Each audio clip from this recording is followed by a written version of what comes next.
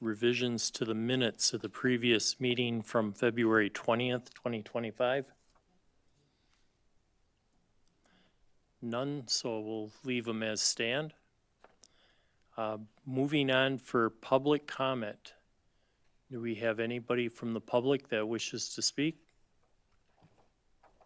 This is for a non-public hearing. Not yet, thank you. Yep. So if it's a comment on a public hearing, you'll get another chance in just a couple minutes. Okay, thank you. So this is for anything other than the public hearings, the 3 public hearings coming up. Does anybody have anything?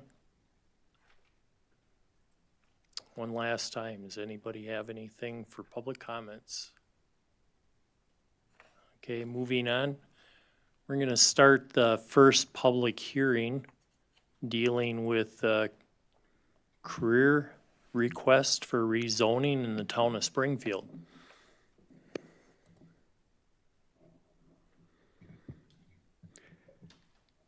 Good afternoon, Chair and committee members. The first public hearing tonight is a public hearing for a rezoning application by Michaela Creer. This is in the town of Springfield at 3012 60th Avenue in Wilson is the address. The property is currently zoned R1 and the applicant wishes to rezone to C3, approximately 7.85 acres. The 7.85 acres would be added to an adjacent parcel of 10 acres currently zoned commercial. The applicant desires to rezone the property in order to create a larger lot for expansion of additional self-storage units and related stormwater infrastructure. Real quickly, we'll scan to the location map. This is the eastern part of the county. The 20 acres that is currently owned by the applicant is highlighted in blue. Here is the intersection of Highway 128 and Interstate 94, about a mile north of the Quick Trip facility. This next page best depicts the request. So the Creers currently own the 20 acres outlined in blue. The survey that was done on the left shows the rezoning of 7.85 of the 20 acres that's shown in the crosshatch. And then this 10 acres at the point of my arrow that sits at the corner of 128 and 60th Avenue is already zoned C3. So what they want to do is add the crosshatch parcel to the 10 acres that's currently zoned C3. Real quickly, the surrounding zoning of the property is primarily R1 residential. Again, the subject parcel is outlined in blue. And the 10-acre existing C3 parcel is in the red. There is currently one self-storage unit on the 10-acre C3 parcel. Under state statute, rezonings must be consistent with the local comprehensive plan. So in review of the town of Springfield comprehensive plan, the town plan identifies this parcel as general use. And the narrative that corresponds to this designation in the town plan allows residential, commercial, agricultural, tax-exempt, manufacturing, industrial, and forested. So their categories very general in nature. So by virtue of that, the town plan would support the rezoning request. We also take a look at the county future land use plan, and the subject property is at the point of the black arrow signified by that black dot. And that parcel currently abuts some property that's guided for future commercial that extends north from Interstate 94 up along 128. Based on that, the subject parcel we believe is adjacent to areas guided for future commercial and would deem it consistent with the county comprehensive plan. And that would support zoning requests of C1, C2, or C3. As far as impacts to natural resources, there's not a whole lot to say here. There are no significant prairie restoration sites or sensitive areas. Again, the subject parcel is highlighted in blue. Also, there are no wetlands, shorelands, or closed depressions on the property. The crosshatches that you see labeled there just designate soils for private sewer systems. There are some minor areas of slopes in the range of 12 to 20% on the property. Under the revised chapter 15, if there are any impacts to slopes exceeding 20%, there would be a land use permit required, but at this point, we'll have to wait and see until they submit a building permit for us to review, or a land use permit. In terms of governmental agency review, the town of Springfield reviewed the rezone and recommended approval at their December 9th, 2024 meeting. We cite some of the applicable statutes and findings. We then conclude with the staff recommendation based on the fact that the town of Springfield and the St. Croix County Comprehensive Plan include future land use designations that support the rezoning change. The town of Springfield has recommended approval of the rezoning request, and the proposed use is consistent with and can comply with standards in Chapter 15. For those reasons, staff does recommend approval of the rezoning request. And as of 4:30 today, we have not received any public comment as a result of notices sent or the notice published 2 weeks prior in the local paper. That concludes the overview of this request. Okay, thank you. Do we have anybody from the public here this evening that wishes to speak on behalf, or that they wish this to come through? Is there anybody that wants to speak on behalf of the project? Okay, one third time. Anyone on behalf of the project? Okay, hearing none, is there anybody here that wishes to speak against the project? Anyone against? Anyone against? Okay, moving on. So we would close this portion of the public hearing and move on to business item number 1, which is the ordinance amending the comprehensive zoning ordinance for the career property in the town of Springfield.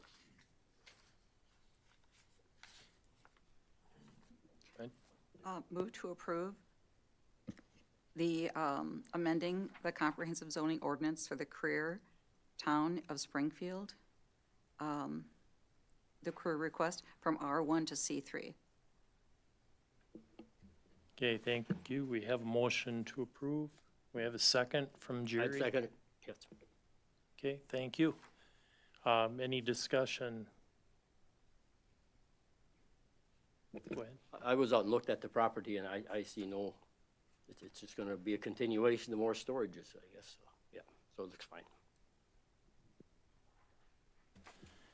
Did get a chance also to take a look at the property, and the only concerns that when I was out looking at it, and then I was looking at the maps that were provided, was that we're in a VAB, which I believe is a Velios gravelly silt loam at 3 to 8% slopes. If that sound correct?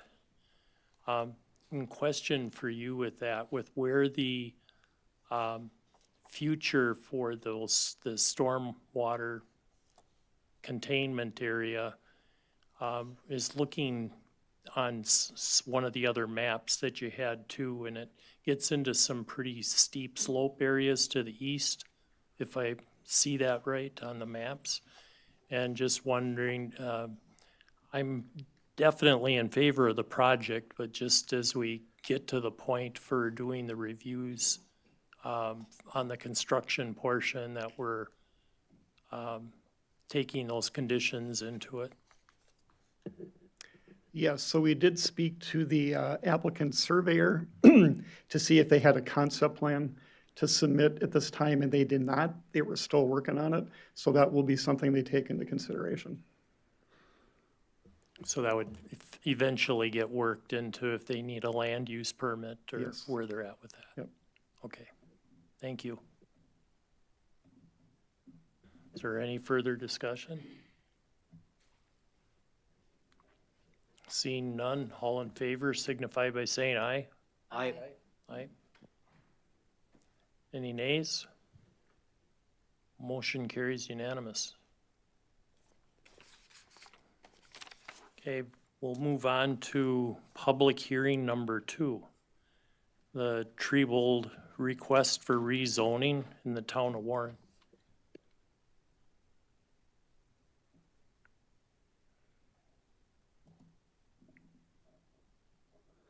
So the second public hearing is another rezoning application by Diane Trebold in the town of Warren.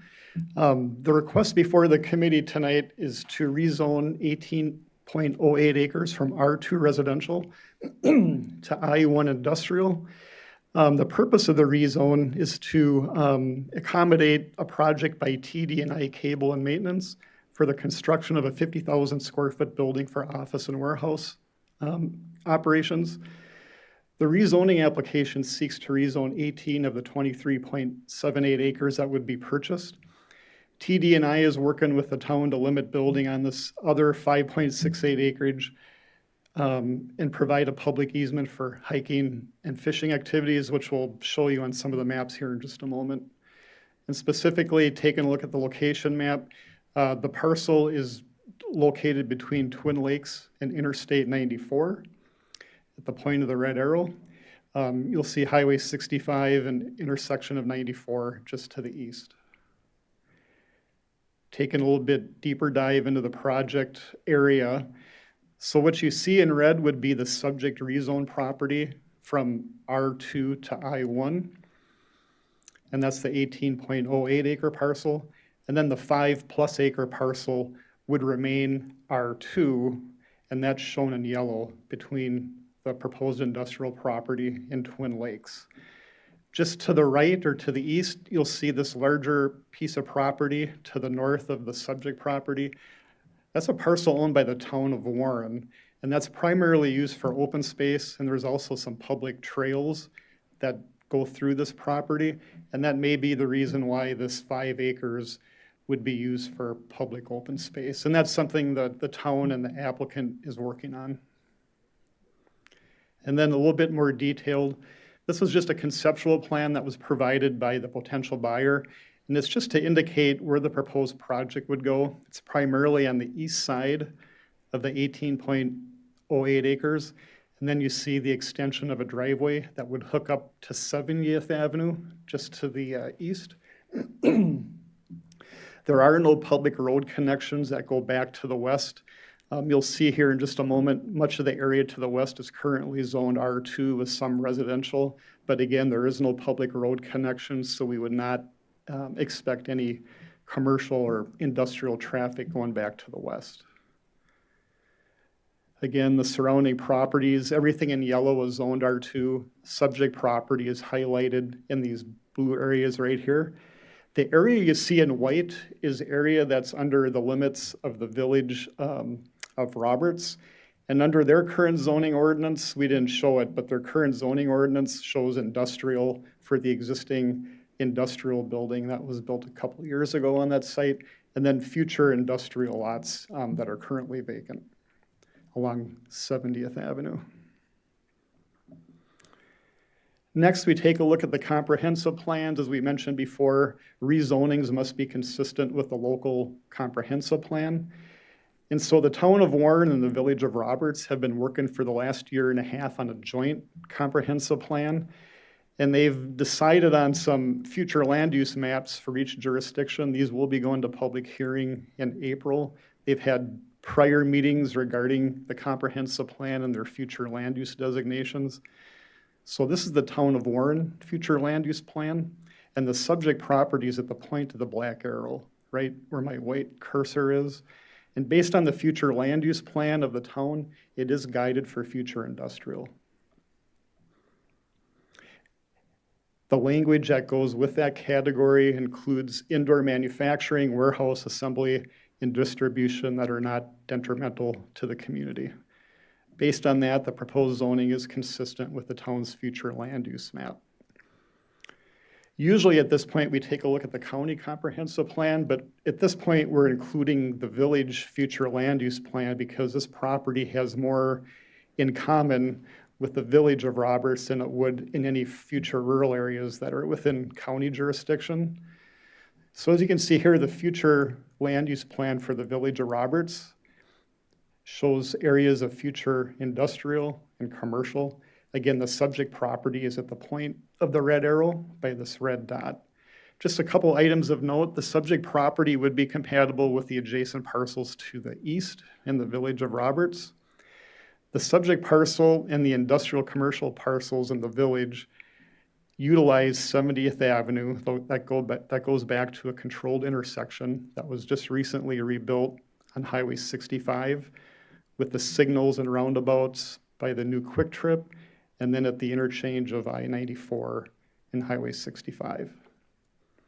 And again, as I mentioned earlier, no commercial or industrial traffic will go through residential properties that lie just to the west of the subject site. Next, we take a look at some of the natural resource features. The property is located within an environmental corridor that primarily corresponds to the proximity to Twin Lakes. And then we'll notice here that we do have a waterfowl protection area that was designated on the property owned by the town of Warren. This property is significantly wooded and occupies about 1,900 feet of shoreline on Twin Lakes. And as I mentioned earlier, that property is primarily used for open space with some hiking trails. The next natural resource map just indicates that the parcel is within a shoreland overlay district. These mean that they are within 1,000 feet of a navigable water. Shoreland are regulated through Chapter 16 of our Shoreland Ordinance, and it does establish standards for land disturbance and stormwater and erosion control. So when the time comes for the project to come through for review, a land use permit will be required to ensure compliance with the erosion control standards and land disturbance. We'll also note that there are no floodplains or closed depressions on the site. Next, we take a look at the slope map, and there are some areas that indicate slopes of 12 to 20%, and those that are over 20%. Development of these slopes are regulated under Chapter 15 zoning, our grading and land disturbance, and also Chapter 16 shoreland, as previously mentioned. Again, these regulations will require erosion control plans to be reviewed by county department and staff. Next, we take a look at agency review. The town board of the town of Warren did review this request back in December 16th of 2024, and they did recommend approval of the request. And again, because the property is within a shoreland overlay district, the county does send a notice to the Wisconsin DNR for their review and consideration. And we did receive an email back from the DNR on March 11th, indicating that they have no comments to offer at this time. And again, going down through the technical review findings, we do cite some of the applicable land use policies. Based on the provisions the county has in place, we do not believe the rezone would be inconsistent with the land and water resource management plan. And we believe the development of the property can comply with Chapter 12 sanitary, Chapter 13 land division, Chapter 15 zoning, and Chapter 16 shoreland zoning, which will regulate and guide development on the property. Staff recommendation, the staff has concluded and recommends approval of the rezoning amendment from R2 to the I1 district based on the technical review findings above and based on the Village of Roberts and Town of Warren comprehensive plan, including a future land use map designation of industrial for this property, that the Town of Warren recommended approval of the rezoning application, and that based on standards, the proposed use is consistent with Chapter 15 and Chapter 16 shoreland. As of 4:30 today, we have not received any public comment from the notices sent or the notification published 2 weeks prior in the local paper. And that concludes the overview of this request.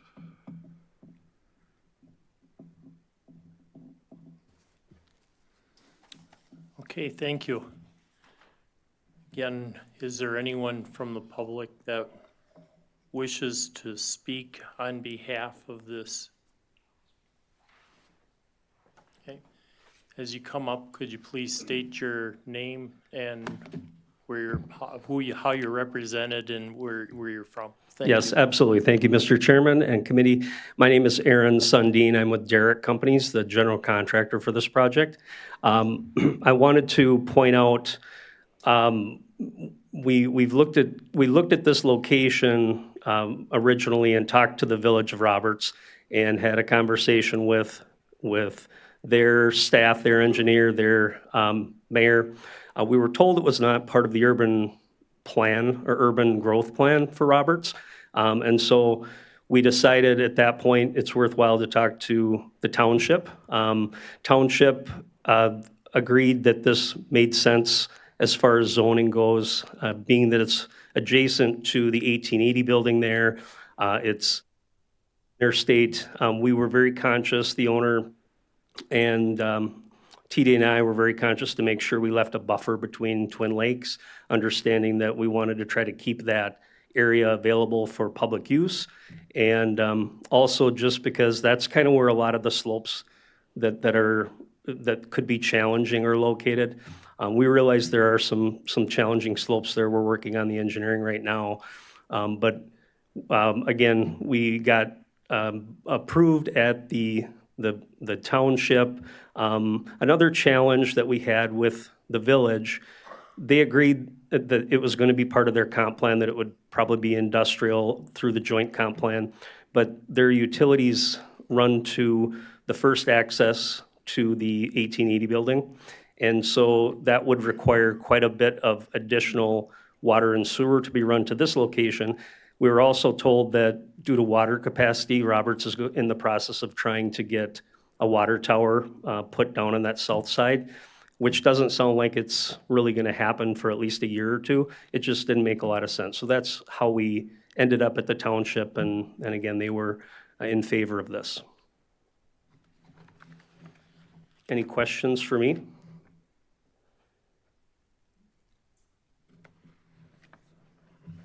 Thank you. I have a couple, I guess. Okay. Thank you. Yeah.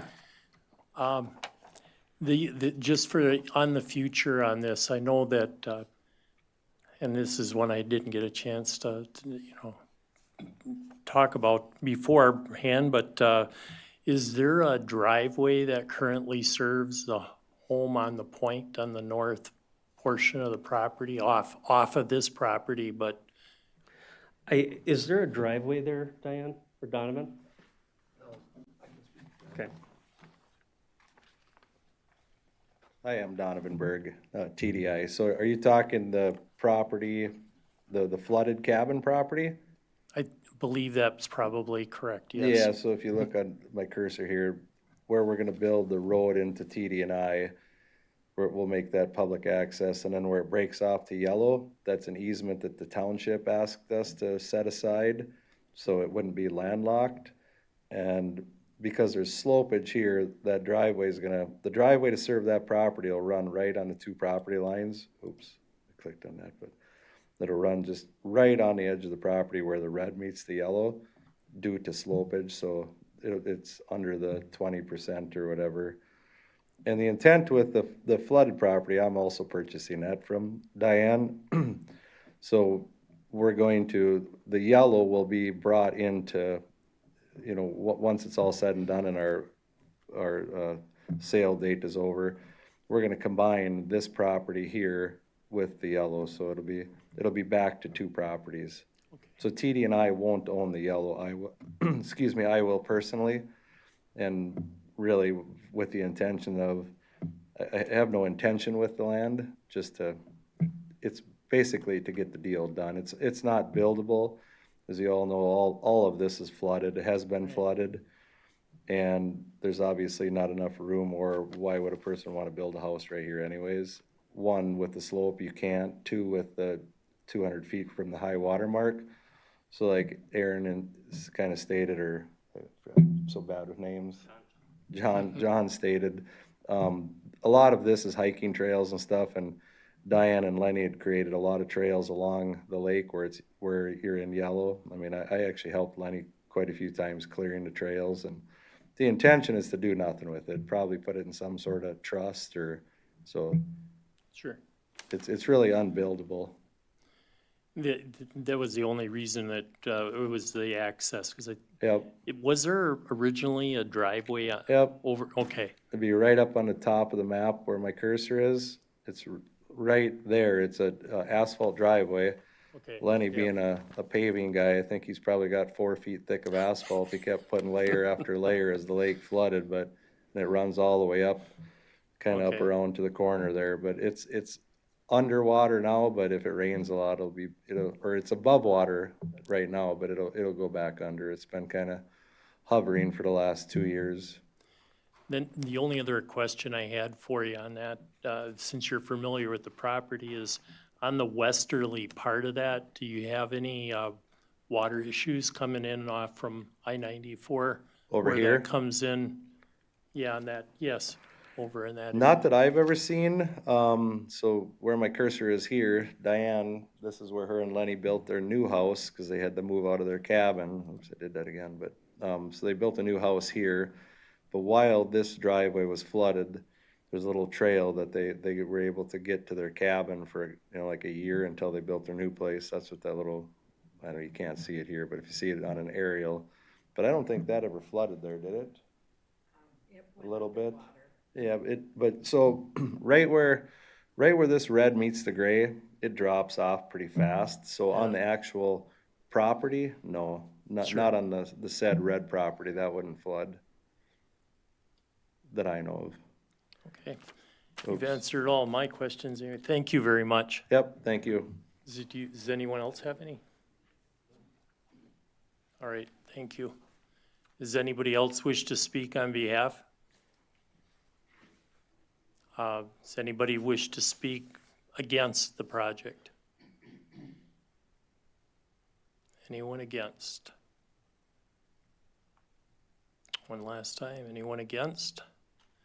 Hearing none, we'll move into item number 2 of our business, which is ordinance amending the comprehensive zoning ordinance for tree bold in the town of Warren. I'll move forward with the ordinance amending the comprehensive zoning ordinance for tree bold in the town of Warren. We have a motion. We have a second. Okay. Ryan, any further discussion? Okay, all in favor signify by saying aye. Aye. Aye. Okay, motion carries. So we'll move back into public hearing number 3, the Gingrich conditional use permit for major home occupation in the town of Ogali. Thank you, Mr. Chair and members of the board. So this is the first conditional use permit that the Community Development Committee will be hearing. And so if you have any questions along the way, feel free to ask. The applicant for this conditional use permit is Harvey Gingrich, and the property is located at 423 233rd Street. The parcel number affected is 008-1025-90-050. They are requesting a conditional use permit for a major home occupation to operate a general store under section 15.345 of the St. Croix County zoning ordinance, and the property is zoned Ag 2. The site where the actual buildings are is only 10 acres in size, but the applicant does own the adjoining property as well. Currently, this property is being operated as the general store, so this is an after-the-fact request. It's called Clearview Country Store currently, and right now they sell farm produce, canned goods, baked goods, tools, incidental household goods, clothing, animal feed, tack, horse supplies. So kind of think of as old general country store. So there's 2 buildings in that they would be using. One building is about 3,200 square feet in size, and they're using about half of that. That's for the storm with that's where the store with a lot of the goods are stored. And then a lot of their hand tools and stuff are on the outside wall. And then approximately 2,200 square feet of additional building would be used for animal feed and tack storage. The proposed use is consistent with the spirit and intent of the ordinance underneath the Ag 2 zoning district. And since their neighbors are over a quarter of a mile away going each way, we don't know what the impact or the public nuisance would be to the surrounding properties. And we don't believe there's a lot of impact there on any public health, safety, or welfare. So you can kind of look here. The property in question is right here. The closest property, they own this across the way as well. There's one down here, which is about a quarter of a mile. And then up here, it's about a quarter of a mile as well. Harvey does own both of these parcels though, so he owns that whole chunk. You can see that there's a variety of zoning in the area, everything from Ag 1, Ag 2, and R2. The road is a town road. It's 233rd Street, which is what accesses the property. So just kind of zooming out a little bit more, the property is located south of I-94 and north of County Road N on 233rd again. There's no shoreline overlay in this area or on this property. There's no mapped wetlands.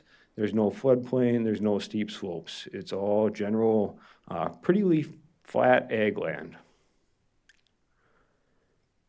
Here's an overview or an aerial view of it. So here's the dwelling on site. Here's that 2,200 square feet of feed storage. Here's this larger building. Here the store is on the west side.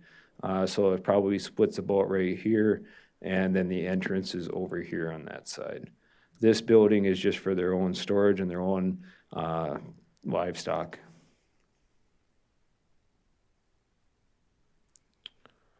In talking with the applicant, the hours of operation that they would generally be under is between 8 a.m. and 8 p.m., Monday through Saturday. They have no hours on Sunday.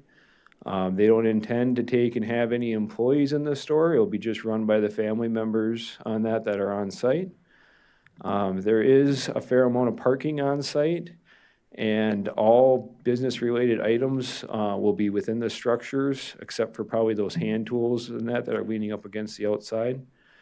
They're estimating that on a peak day, that there could be up to 30 customers and that would come throughout that 12-hour open window. They do want to have a small sign out by the road to advertise their store. They don't have any power, and so there's not going to be any lights illuminating the property.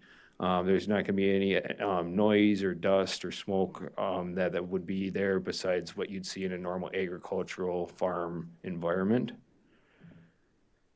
As far as sanitary, this one does have a sanitary system that was permitted for the dwelling. And they also have a permitted privy in that from about 2012 to 2014 time period.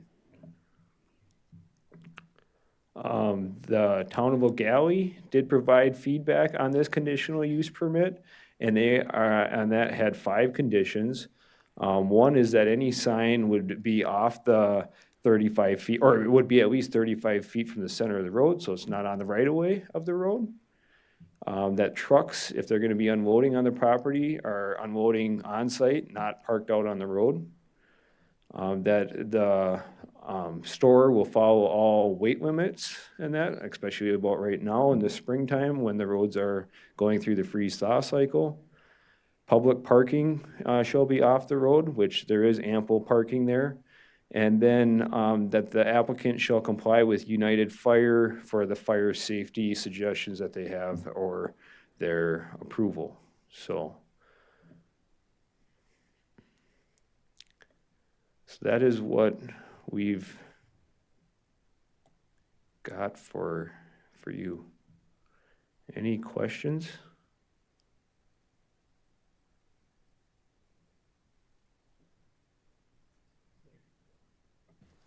Jerry, go ahead. You talked about the west half of that building. What's the east half used for? I think it's just their storage storage. in that, from what I can tell. Yeah, I wasn't in the building, but you can definitely see there's like a dividing wall here. There's a slider door on the barn here. And so that's what, and that it definitely looks like that is not retail space. It's private storage. Hay and that tack, carts, that kind of stuff. Are you still in the public hearing portion here? Yeah, I think we're still in the public hearing yes, portion. thank you, Yeah, okay. The board would normally hold their questions until the Yep. action item. thank you. Is there anybody here at the public hearing for this that wants to speak on behalf of this project? Is there anyone here that wishes to speak on behalf of the project? One last time, anyone here wishes to speak on behalf of the conditional use permit for major home occupation for the Gingrich project in the town of Galley? Hearing none, is there anyone that wishes to speak against this project? Anyone against? Last time, anyone against the project for the Gingrich's conditional use permit for major home occupation in the town of O'Galley? Seeing none, we'll close the public hearing then at this time and go to business item number 3 for the Gingrich conditional use request for major home occupation in the town of O'Galley. We have a motion. I make a motion that we okay the conditional use permit for the Gingrich property in O'Galley. And with the conditions set forth in the staff recommendations. So normally with the conditional use permit, that's the most important part, is the conditions Yeah, that you right. place upon the conditional use permit.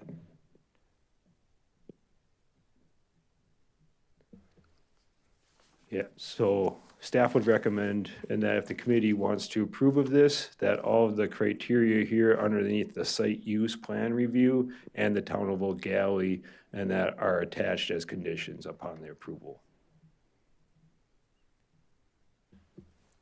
And you so move? Yes, I so move. Okay. And we have a motion and we have a second from Ryan. Any further discussion on this one? Yes, go ahead. I just have one more question. So the township of O'Galley was talking about complying with United Fire recommendations. How comprehensive is that? Because these people don't use smoke detectors and things like that. Is that going to be part of United Fire's recommendation, or, I mean, So they are still exempt in that from having smoke detectors, carbon monoxide detectors within the buildings. But yes, you are correct. So that fire inspection would be done by the fire chief. And so if they've got any pressurized gases like acetylene or something like that, they have to be either in a cart so they're tied together or tied to the wall so they can't easily be tipped over. But yes, they don't have electric in these buildings either, so they shouldn't have issues with the electrical panel. But I do know that the town is just trying to be uniform with that requirement. They say that all their other commercial businesses need to take and have those inspections, and so that's why they wanted to make sure that they complied with it as well. thank you.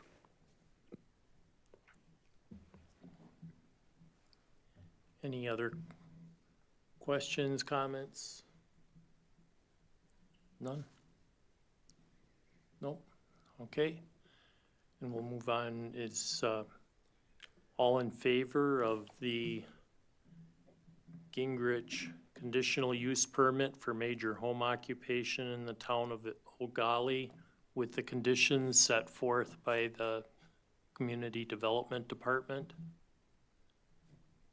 Signify by saying aye. I Any nays? Okay, passes unanimous. So we'll move on then to business item number 4, report regarding water quality program initiatives.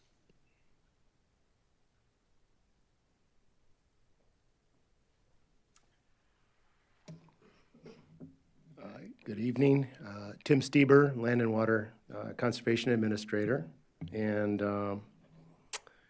I was asked to give a progress report on the water quality study group recommendations, and I tried to boil that down best I could, make it efficient for you. Little bit of history, though, behind that study group. That was formed in 2016 by a special study group that was put together by the county board in response to public concern over water quality problems that had been observed and a large manure spill that had happened, and there was question about the response to that.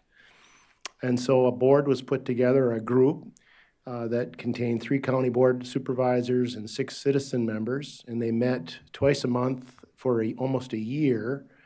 They brought experts in, and they had facilitated discussions, and they prepared a large group or a large recommendation paper that was presented to the board in October of 2017. They came up with an overarching goal, which was basically to provide the board with sound science-based recommendations for policies to protect the quality of water to supply, that basically supplies our county residents with their personal household use. And that recommendation that was passed by the county board was subsequently then incorporated into the Land and Water Resource Management Plan, which was being updated in 2018. And that then became the action group, which I was hired in 2019 to implement. And that was the first year that there was actually money budgeted to take some of these actions. So basically, the county board at the time, I believe, was looking for good direction so that each time there was an issue on the table before the board, you couldn't just refer to water quality going, everything's going bad or everything is great. And they needed scientific data. And so they came up basically with these 7 recommendations, and I'll go through each of those and try to give you my evaluation of where we are in them. And basically they wanted to have a sound science-based testing program to establish the baseline for the county and the trend. They wanted to identify those sensitive areas in the county, and then also conduct education and outreach associated with ground and surface water. And they also wanted to increase nutrient management plan acres as a means to get a better handle on our nutrients in the county. They also wanted to evaluate county land use policies and ordinance for ways to protect water resources and also explore ways to regulate livestock operations for the purposes of protecting water quality, water resources. And then lastly, they wanted to establish a water quality committee to ensure that ground and surface water protection continued to be a priority. And in priority number 1, we've made significant progress at this particular priority, excellent progress. The results of some of this will be presented subsequently by Patty, and she's going to speak specifically to the well network that we set up in 2019, and she's continuing to keep moving that forward and with annual sampling called the Citizens Groundwater Monitoring Program. We also, in 2019, I realized we needed to get some results quicker than what it was going to take if we sat there and monitored wells for 5 or 6 years. And so we needed to find wells that met these criteria, that basically were the same, they'd been there for a long time, and we could monitor them. And we went looking for wells that had data, and we found some called the TNC wells, or the transient non-community wells, and certain municipal wells had monitoring data that we could evaluate, and we did do trend data on those. We also looked for wells that were in the UW database that possibly had been sampled multiple times over the years. And even though we'd been cost sharing well sampling for almost 20 years, we had very few wells that had multiple samples, enough to do trend analysis.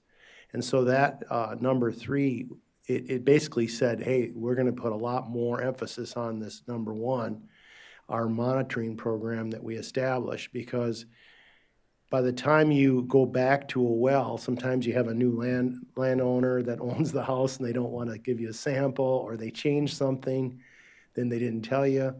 And so you don't really have a lot of faith in that data. So the results that Patty's going to present to you really can be, that's kind of our baseline work that we have. And I think we've made significant progress on priority number 1. Priority 2 was identify and map environmental sensitive areas, and we did do significant work in this area. We now have excellent maps of high nitrate areas, and we've actually followed up in some of those areas, and we're now doing multiple projects in those areas to try to address some of that nitrate. So we're actually following up on the identity of those areas, and then also the follow-up. We related high nitrate wells to land uses and to well construction, and I'll show you how we use some of that data. We completed a sinkhole and high-resolution land cover mapping layer that we're continuing to work on, and that is used when we're doing reviews or when we're doing nutrient management plans, because those sinkholes, if they're open to the groundwater, are essentially a straight shot to groundwater. They're a very sensitive feature on the landscape. We completed this, what's called an eval analysis of a number of HUC 12 watersheds in our county to get field-by-field data on soil erosion potential, and we've used a lot of that data to write grants in the Willow and in the Kinnickinnick watersheds.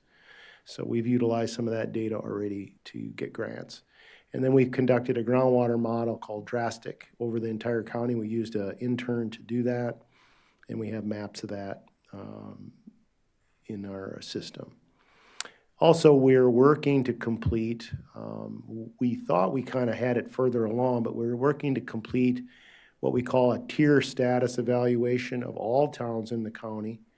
And we have about half of them done, but we only need a few wells from some of the towns, and we're going to target that this summer so that we can basically have a status level for nitrates for all the towns all at one time. And then if we come back and do that again sometime in the future, we'll be able to show changes and trends and things of that nature. So show you how we're going to do that.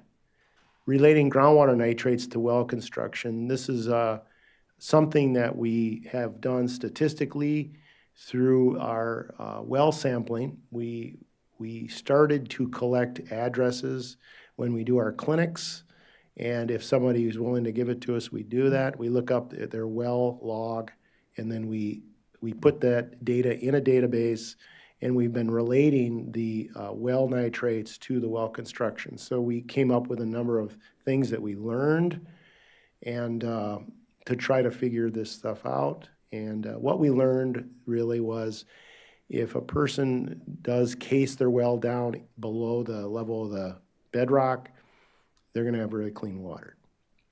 If they take water right from the surface of the bedrock, that tends to be their highest nitrates. It's even higher than if they went in the unconsolidated areas up above for whatever reason, but that does seem to hold true. And our biggest problems were in the Prairie du Chien aquifer areas. And we have large areas of the county where there are not very many wells over 10. So it's definitely geologic relationships and in our county, so it's not one size fits all. We identified that we do have sinkhole problems in our county from time to time, and they show up. Basically, we don't, if you go to the north of us, northeast of us, and east of us, those counties don't have any sinkholes. So we basically have karst topography underneath most of the county, but fortunately it's quite a bit deeper than some of the areas that are down in the south east of the state, and then up in Kiwanee, some of those areas are 5 feet below the surface. Ours are generally 20 to 50 feet below the surface, and so they don't exhibit themselves like in the photograph here as often, but they are still down there. One thing that we learned was that it is very difficult to use traditional models to model your groundwater quality in our county because we have this karst. And so that has thwarted some efforts to do modeling on our county. So it's hard to come up with any real conclusions like they do in like the Central Sands, you know, so it's so much more uniform. And what we have is a lot of mixing that happens in our water. Of course, that's our map of our sinkhole depressions that we have, and we go out, we have a layer or what's called an app on our phone, a sinkhole app that was written by one of our staff that we can actually map these sinkholes, and then it's uploaded into our layer so that we can determine where they are. Staff can access that map when they want to review a land use application, or we use it for spills. If there's a spill and it's close to a sinkhole, we go looking for that sinkhole to try to find it, because that's where you're going to get your manure in the groundwater.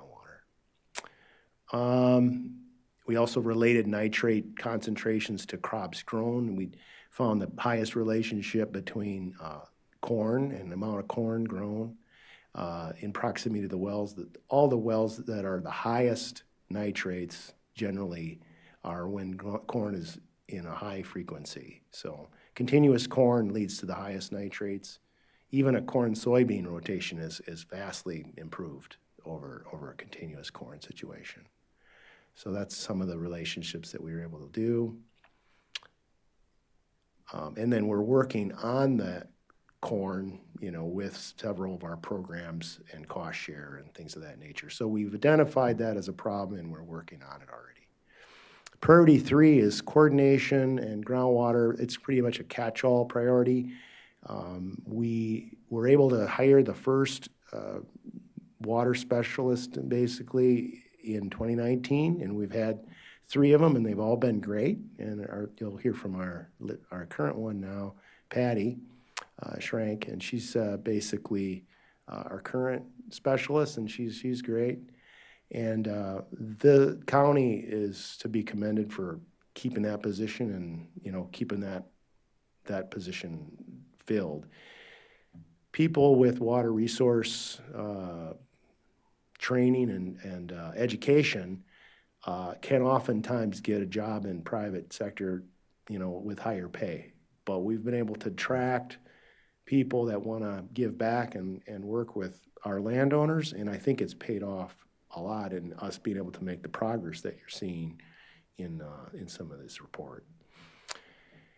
We were able to develop a county protocol for urgent response to manure spills that was brought to the committee and was adopted. And it was adopted by I think it was Public Health, or was that Health and Human Services? I can't remember. But we passed that by both committees because both are working on that. And that is in place now. So if there's a manure spill, we go through a process to determine if it's in an area where it could potentially get into groundwater. And then we have a process outlined where we determine if it's significant or not. So example, if it's a very small spill, it's contained and cleaned up, we do not do a lot of, you know, we don't do any mailings. But if it's a large spill that can't be contained and it's in an area where groundwater access through sinkholes is known, then we would kick into high gear, do letters, try to basically inform the public that there's a possible threat to their groundwater, and to test for bacteria and to keep watching for it. Have been conducting water screening clinics, and I'll have some data on that. And then we've been developing an emergency bacteria testing protocol. That was in the plan as an objective, and we're just starting to make progress on that. And the way that we've been doing it is Public Health has allowed us through some of their grant funds to purchase quick tests, and we're trying to popularize and test out the use of those so that might be a way that we could hand those out when we have a spill or a brown water event to try to see if people can safeguard their water that way, just to be able to tell them if their water's safe. And then if they needed an official test, they would send it to the accredited lab. So we've done about just under 2,000 samples at clinics in 5 years. I think it's 22 clinics have been done. And it's a lot of public interaction. You know, people come in, they have their kids, they have a sample, and then their sample is like 15 parts per million, and you're like, you know, you should probably treat your water.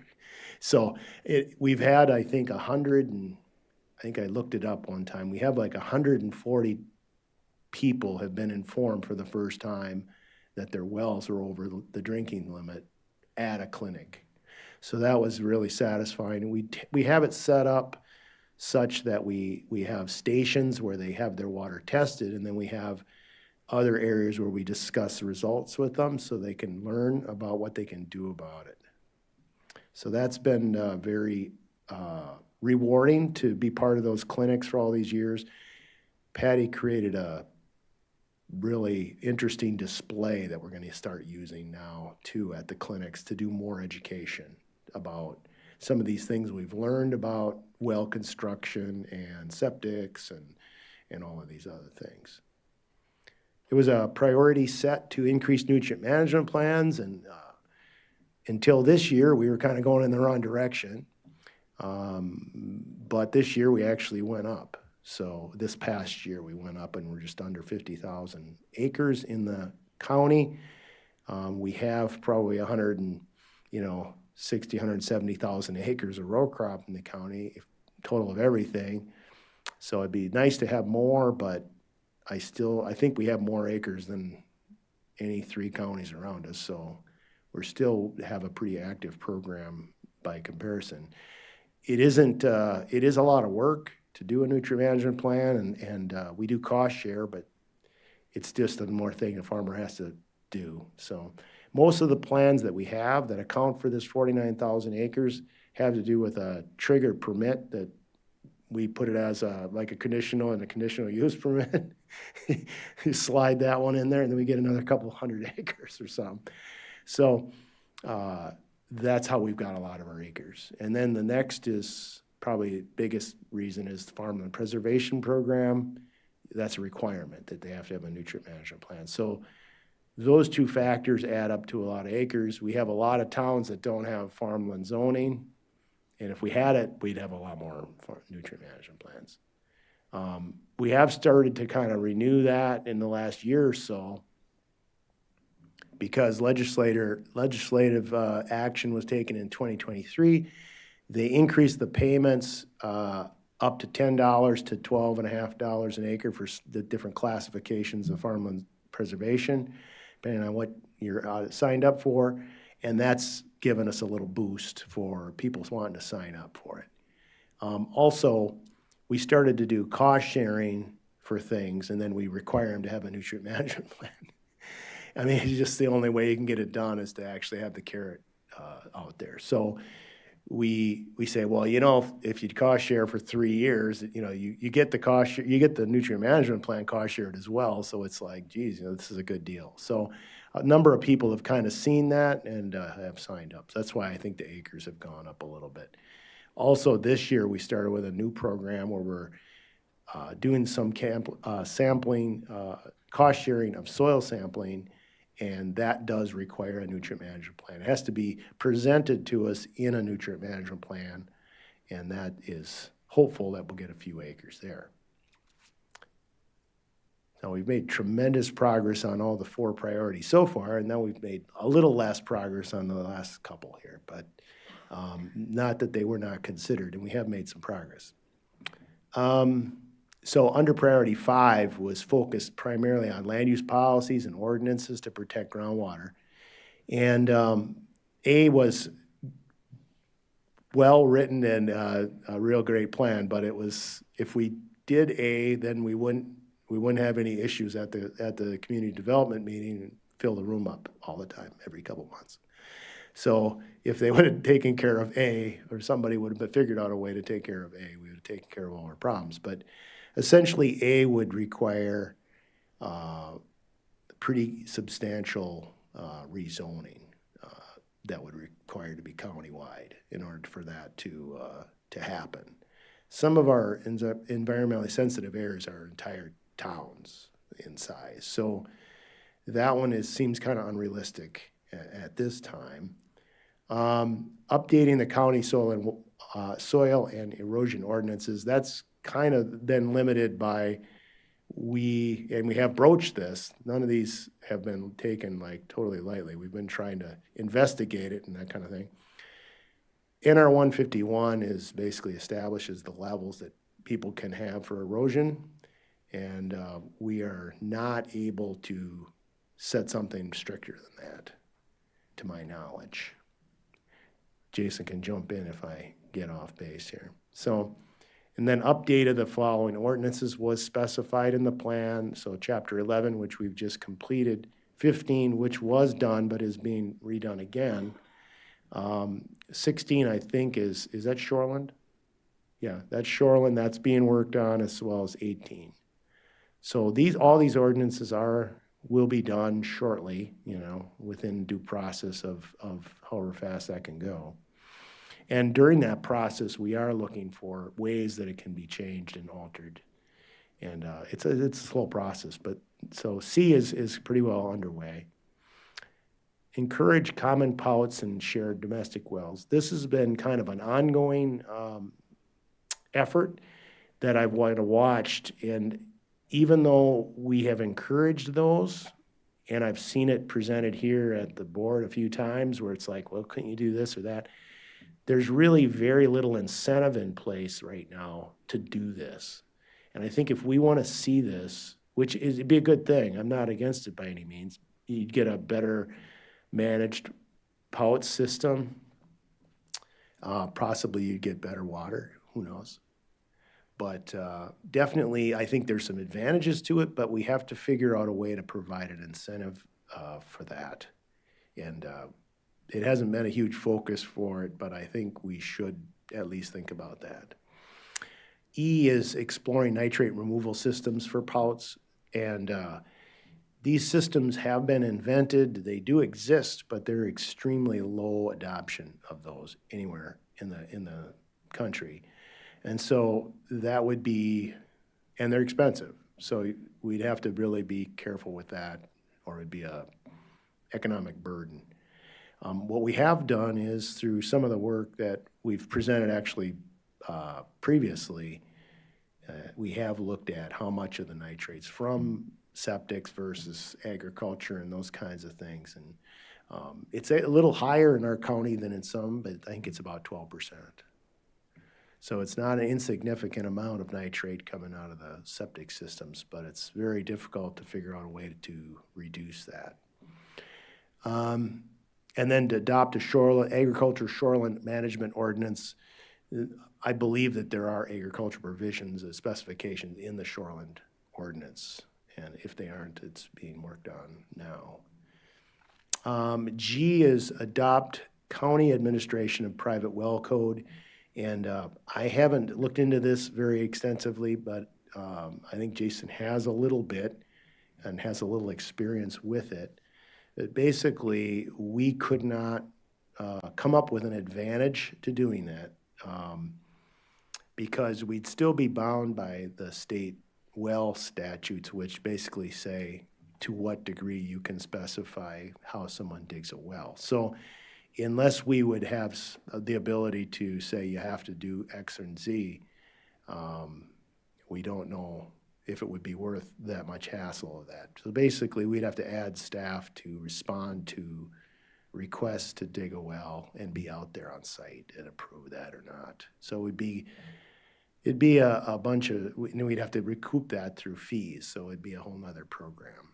So we haven't identified what we would do with that would benefit the water resources at this time. So other options to get similar results might be to work closer with well drillers and meet with them on a more regular basis. And we have not done that, and I think we could try to do that. Kind of like we've done with the septic folks who have to come in for credits, only do it for, just to learn from them, and we interact with them a little bit more. I think we could get better results without as much expense. H is advocate for construction standards to include treatment in areas with high nitrates or bacteria, misspelling. And I do not know if we can do that. Do you have an opinion of that, Jason? It would take rewriting the administrative code, and so it would be through the DNR in order to rewrite that code, and it would be a lobbying or an advocating through the state. Okay.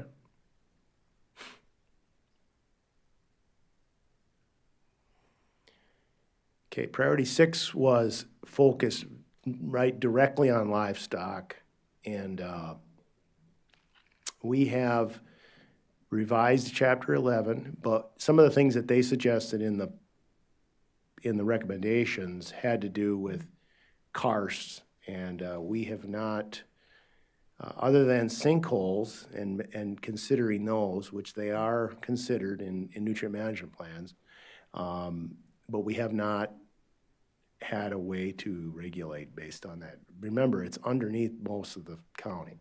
So there are strict rules that are different than the standard rules in like Kewaunee County in eastern Wisconsin. So, but those areas are like 5 feet to bedrock. So they are a little bit more severe than ours, but I will not say that this is not significant. We just haven't figured out how we would regulate that. One thing that was mentioned in the plan was that we work with adjacent counties, which of course I mentioned 3 of the 4 counties that border us do not have any of this. So it makes it hard to work with other counties, but Pierce and south of us basically have karst, and it's possible we could work with them to ask DNR to consider recognizing our karst. So they don't recognize our type of karst, it's just different geology than the Silurian.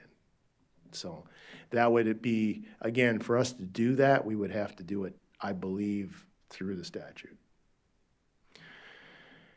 Other things that were mentioned in the plan were to regulate or limit winter spreading of manure based on the TMDL. And I'm all for that. I just don't know how.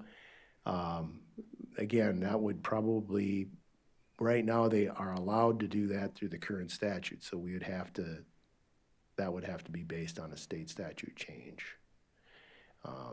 Winter spreading can lead to a lot of runoff, and it's risky. And then set storage size, capacity size to trigger a limit, and we have not really gone that route. I believe we have the ability to do that. And then application fees based on animal units, we have not done that. It could be done, but it is not, we haven't really taken that approach. Citing and licensing ordinance, this was kind of in the suggestions in the plan too. Annual compliance review for, what it would be set up a license for animal producers that they would then have an annual review, and it was for anybody over 1 animal unit.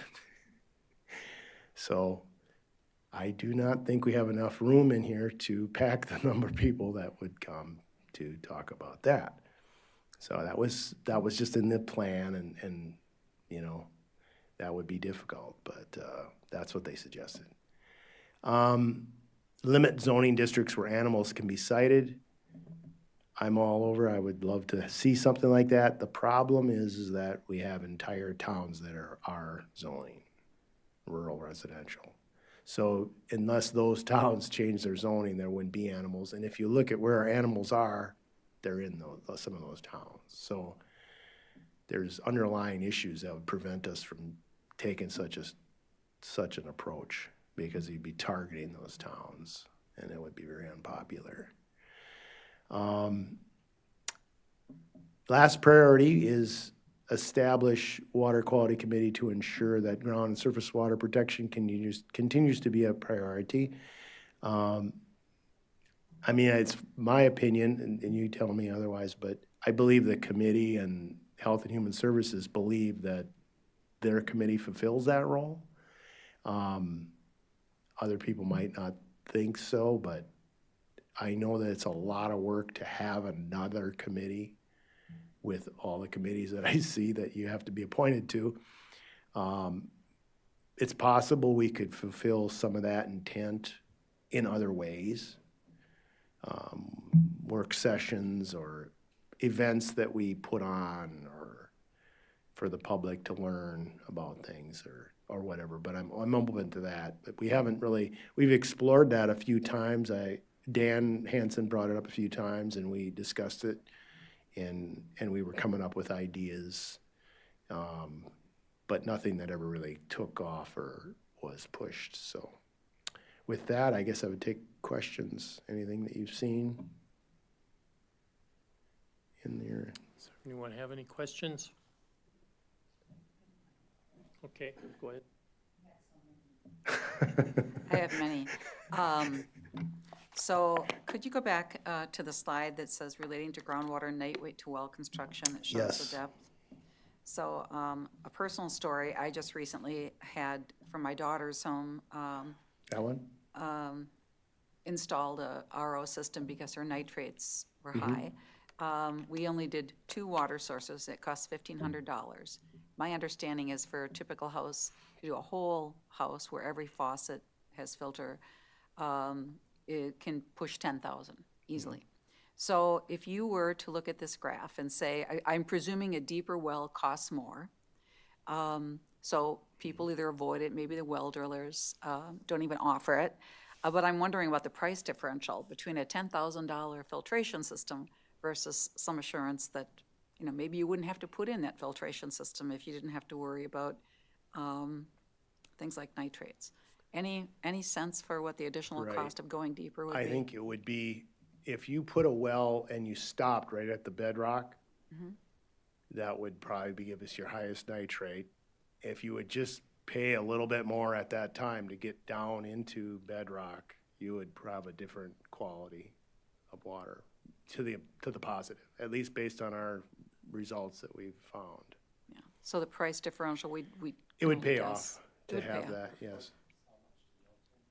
I don't have that off the top of my head. How much per foot? Did you guys just drill a well? It's about $85 a foot Yeah, for a 6-inch steel well. yeah. Okay, It's expensive, but 10 feet sometimes can make a big difference. okay.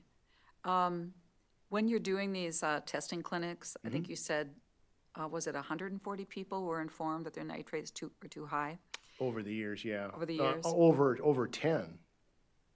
Over 10? Yeah, we inform them all about what results they got. Are we testing for more than nitrates or Just nitrate. just nitrates? So the bacteria, E. Yeah. coli, other things, we don't know. And so what is their reaction, and do we have any way of following up to know if they took action on that? We haven't done any follow-up on that. So really. we're telling them their So- water is putting their family at risk, but have a good day. I'm sorry, that's being a That's little a- sarcastic. I didn't Yeah, I mean mean, to be glib. you can drink 40 parts per million water all day long. That's your right. And I've had people tell me that. Mm-hmm. And I'm like, go right ahead. I think I'll just stick to this bottle. When you live in town, it's great. One person samples that water and they make sure and you can look at the results online for Hudson yep. or whatever, right? Yep. But when you move out of town, you need to take care of that. And you need to know what it is. And some people think, well, I'm 9.9, I'm fine, you know? But I think we're getting to a lot of people. I mean, a lot of them do these smaller RO systems, which aren't as expensive. So they just do 1 or 2 taps, and that's where they get their drinking water from, so. Okay. I've got a couple more. Yeah.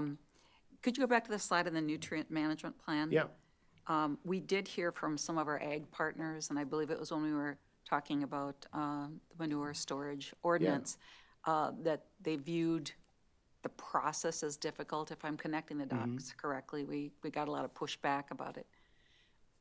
Infringing on privacy, my understanding is that their incentive, the carrot that we've been offering in these things, is $40 an acre. I'm just wondering whether or not the carrots are big enough. I mean, we talked about additional work on their part. They have to go additional steps in process. People respond to carrots and sticks. I don't know if we have sticks I as a county. don't know if we have sticks, is my point. So it's lots of carrots. And I look at this chart and it tells me that we've made some progress, but about how many acres do we have?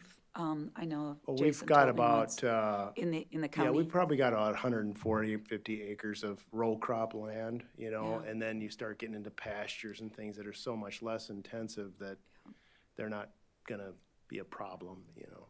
So we've got some way to go potentially. Very few counties have, I mean, we have about 30% of the acres or something close to that, and that's really consistent across the state. Is it? It's mostly related to animal agriculture, Okay. similar to ours, you know. Do we have any sense of, from our ag partners, what they might need to say, yeah, I'll get on board? Haven't really had anybody say, if you did this, you know.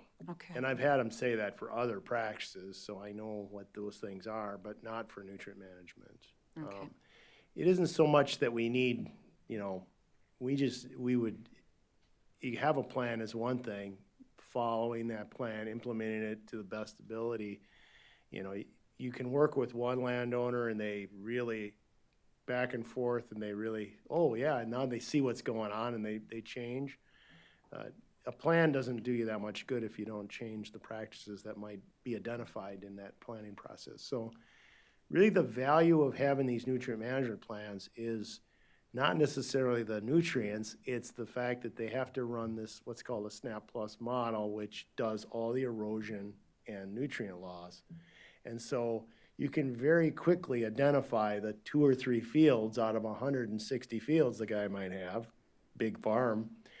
We can identify those 3 right away, do a drive-by, and we actually spot check these every 4 years. So we can look at the specific field instead of driving all over the county to see all these farm fields that they farm. We can go right to the field that's been shown to have high erosion, say, maybe we should consider a buffer or we should consider a waterway in this field.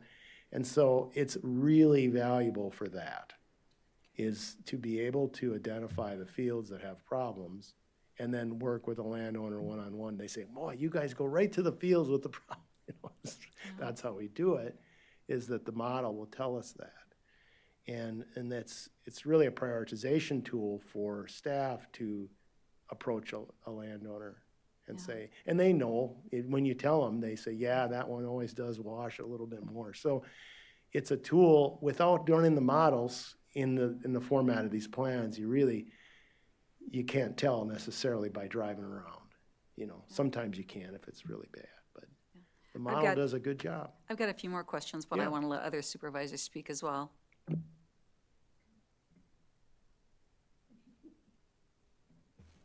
I'll bring one just to interrupt.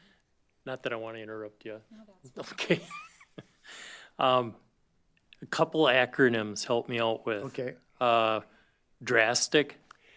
Boy, that's a good one. I would have to really dig deep to figure that one out. It's a model that DNR had for, I'm not sure it is an acronym.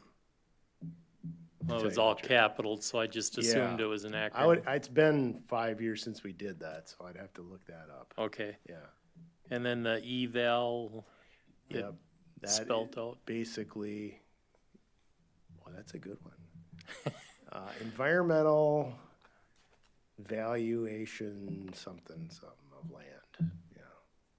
But it's basically it's a SNAP model on steroids that we basically paid, we got a grant and we paid someone to do all that work. And we have the results, so. Okay. What it stands for is Erosion Vulnerability Assessment for Agricultural Lands. erosion vulnerability assessment for agricultural lands.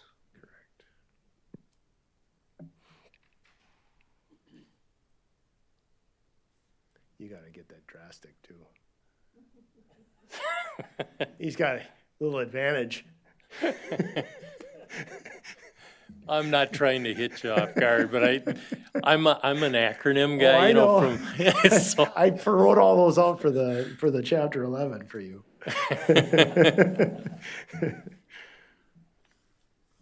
right, no, that's good. I'll let you go ahead with another one. Thanks. So even though the district I represent is in the city, on city water, the folks there are very concerned about water quality. My understanding is the topography of the county is most things are flowing to the east, I believe, no, No, most not things all? flow to the St. Croix. to the St. Surface Croix. water, yeah. I'm sorry, to the To west. the I- west, yes. East, west, west. So the St. Croix River being, you know, it's a major hub for the city. And it's, the city puts a lot of money into its lakefront and celebrations and things. And yet we're dealing with algae blooms like we've never seen. We've got Lake Malibu that is frankly kind of mud mess that it's gonna cost millions of dollars to clean up, some funded by the state. And yet the source of a lot of it, not all, but a lot of it is the egg stuff that's flowing down the Willow River. So, yeah, people are very concerned about, you know, the source of nitrate and other contaminants. I look at what we're doing, and while I'm the last one to want to fill up my calendar with committees, somehow taking your eye off of it, you know, if you have to show up and you have to talk about a problem, usually you want to work on a solution. So I think that's something that we should be considering surfacing up again. We've got some people in the audience, others who've written and been here in the past, and, you know, some of them whose lives have been forever altered by what the catalyst for the first reason that we met and developed this report. It's kind of tough to live with when you have to actually physically move. I did attend a presentation earlier this week where the speaker talked about something called crystalline rock. And it's the topography beyond karst that speaks to the availability of groundwater, the aquifers. And I was surprised to find out that in the state of Wisconsin, you know, we all think of us, you know, we're a green state, we have abundance of water. My relatives in Arizona envy our green. And yet there are parts of the state, including Polk, St. Croix, and Pierce counties, that really don't have as much groundwater access as other counties and surrounding areas. There are some in the southern part of the state that probably have more than they want. So I just look at the whole picture, and it tells me that we need to be preserving our resource and being protective of it. I didn't mean to go off and give a speech on this, but it seems like it's a serious issue that without intervention may not get better. Do you happen to know the percentage of the corn that's grown that is used for ethanol production? 40, So 40%. on average, yeah. On average of the corn we're growing. So it's not to pay for the cattle in the fields No. and livestock. Okay. Yeah, all of this speaks to me about a concern. One of the local lawyers brought to my attention something called the public trust doctrine, which is that the land, the water, the air is everyone's property. So while we like to respect property rights and that sort of thing, we also are sharing all of this common good. So I'll just leave it at that. I'd like to see us be more aggressive. And if the broad question is, what more does the department need to help move this up as a priority? We want to see those trend lines, whether it's nutrient management, whether it's our well water testing and results, helping people to find ways to finance how their water treatment in their homes is being managed. I'd like to see us be open to that. Okay. So that's just me. Mr. Chair, I can take and I can answer the drastic question. So because it is an acronym. So anyway, DRASTIC is a standardized system for evaluating groundwater pollution potential using hydrogeological settings. And so the D stands for depth to groundwater, R stands for recharge rate, A stands for aquifer media, S stands for soil media, T stands for topography, I stands for impact of vadose zone, and C stands for conductivity. So that is what it means. That's what I thought it meant, but I didn't want to go out on a limb.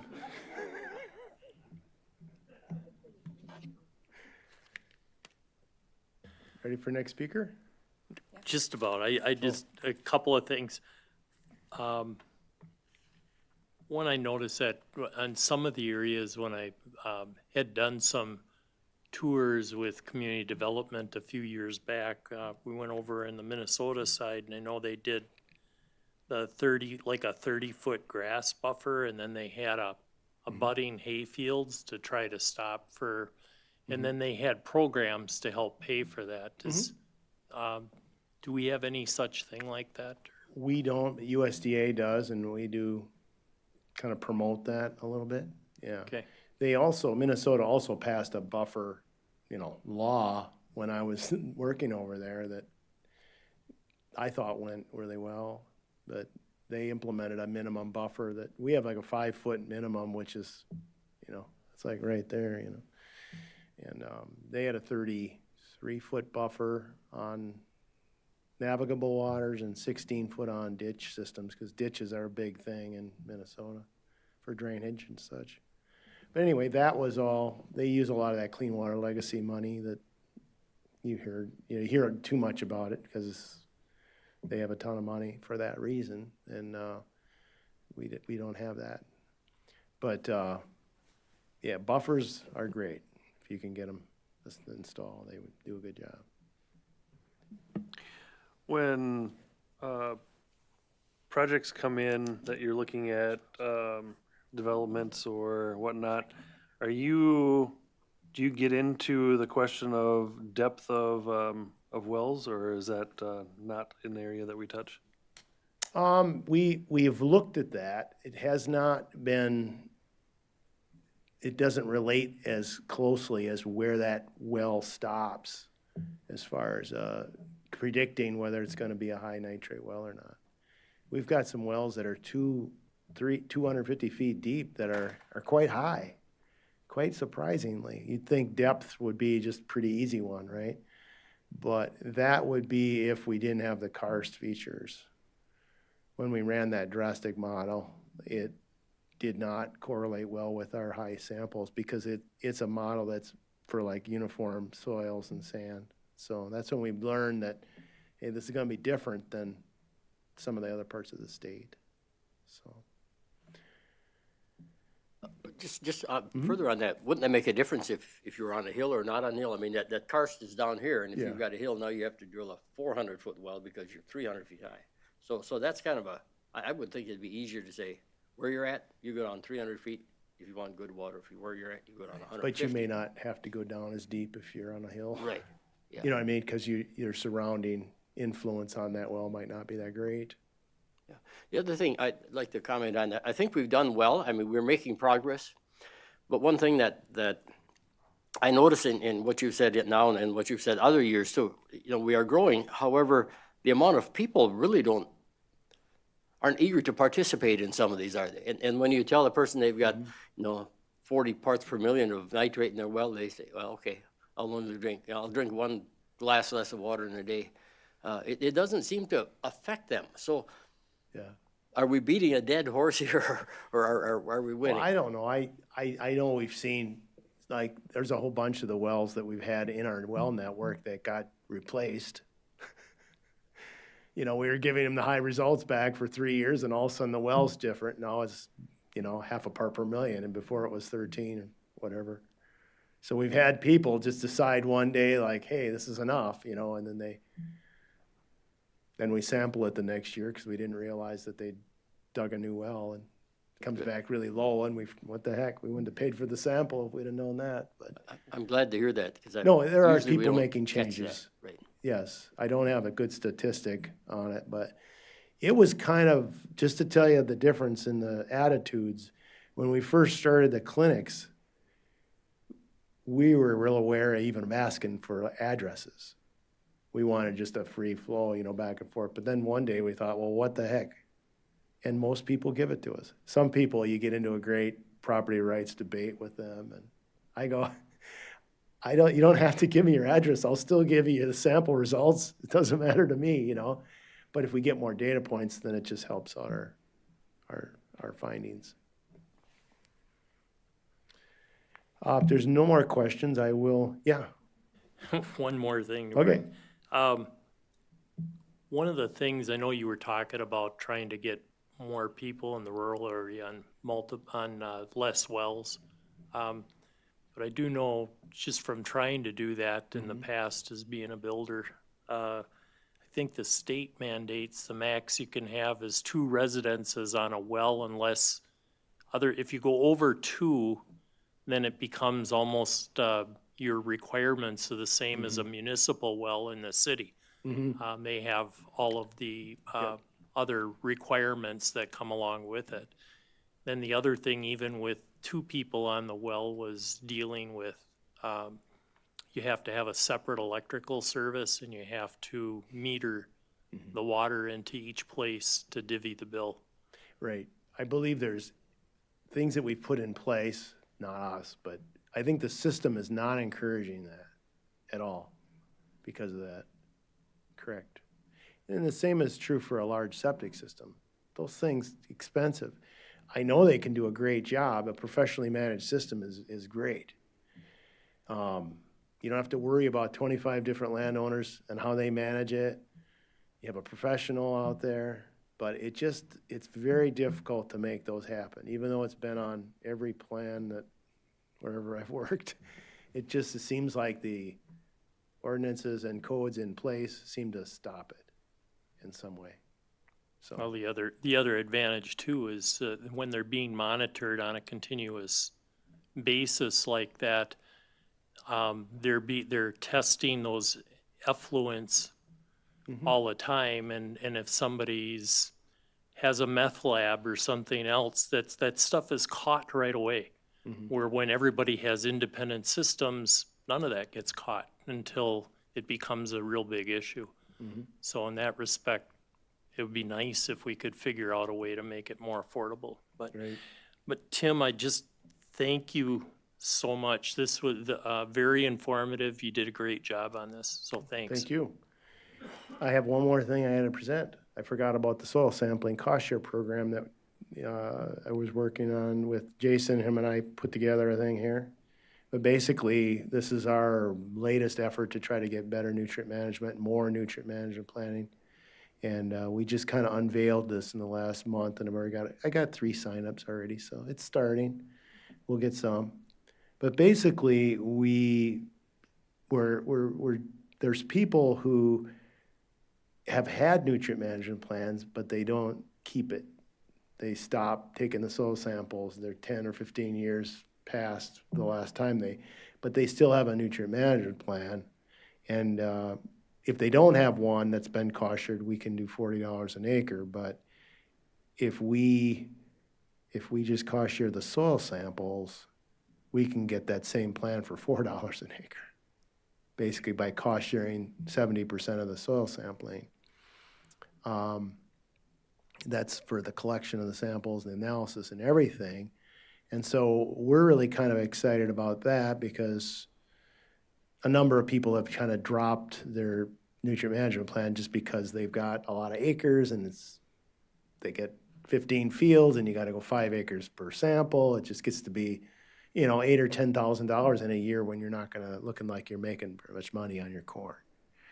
And so this is a program that we've launched this year, and even have a sign-up form on there and everything else. So anyway, it's a new thing we've just started, and I anticipate that it'll grow a little bit. And that's just the other thing that they commit to doing is they commit to that field walkover with the staff, because when you start a nutrient management plan, that's what we do. We walk over the whole thing, we spot conservation, and then it matches what you're seeing on the when you see a problem, it should show up on that plan, and so then you can start to make notes. So anyway, like I said, it's not necessarily fertilizer application that we work on that much. It's the erosion, it's the cropping sequence, those kind of things, whether or not they use cover crops, those kinds of things. So, all right. There you go. So that's Patty's up now. She gets to talk. I would just like to add one more thing, at some point in that there is a limit on how many producers are gonna fall into a nutrient management plan or who are gonna be willing to do that. The $40 and then the new program here for the soil sampling, is just to try to get, more people to be familiar with the program.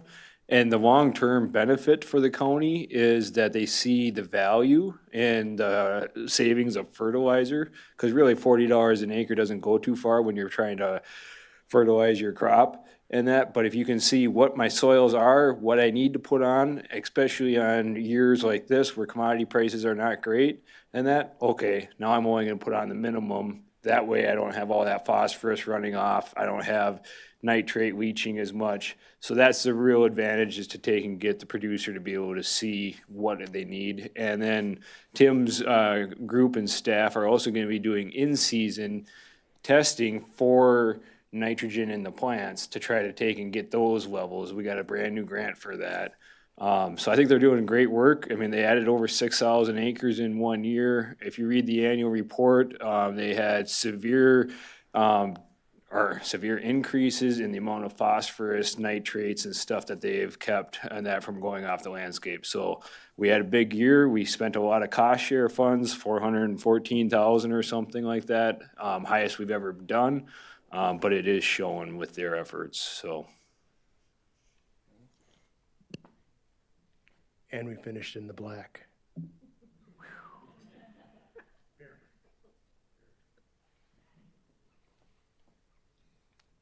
Hi, I'm Patty Schrank, the Water Resource Specialist. So I just got my start around Halloween. So it's nice to meet you all. I was asked to present on some of the results that we wrapped up in the end of 2024. So I'm going to start with the results of our septic density study. This study was initiated due to the concerns that the impacts of having high density septics next to each other may have on groundwater quality. The goal of this study was to assess the impacts of these septic systems. And to do this, we collected water samples from various subdivisions. So there's 3 subdivisions that we looked at. The samples were sent to UW Stevens Point, and they used a chemical source tracing method, which could determine the presence or absence of certain indicators of either agriculture or septic systems.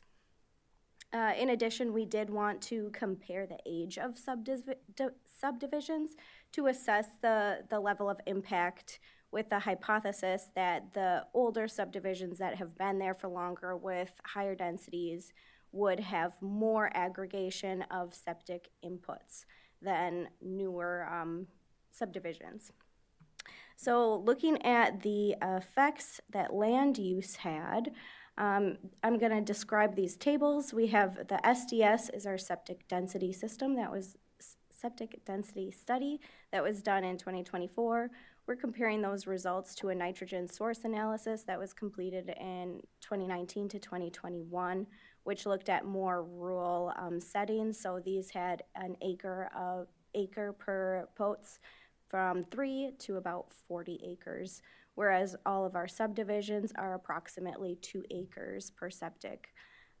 Here we have Hammond, New Richmond, and Hudson being the 3 subdivisions that were tested. There's really only 18 private wells that were interested in volunteering in this study, so it is more of a pilot study. It's not enough samples to really have too many strong conclusions, but it is still enough for us to kind of see some patterns.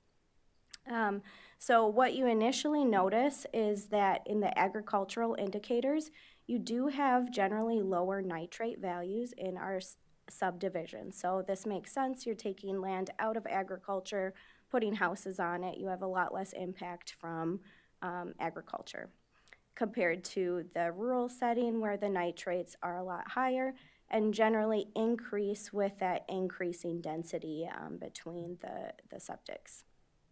See the same thing in our other agricultural indicators.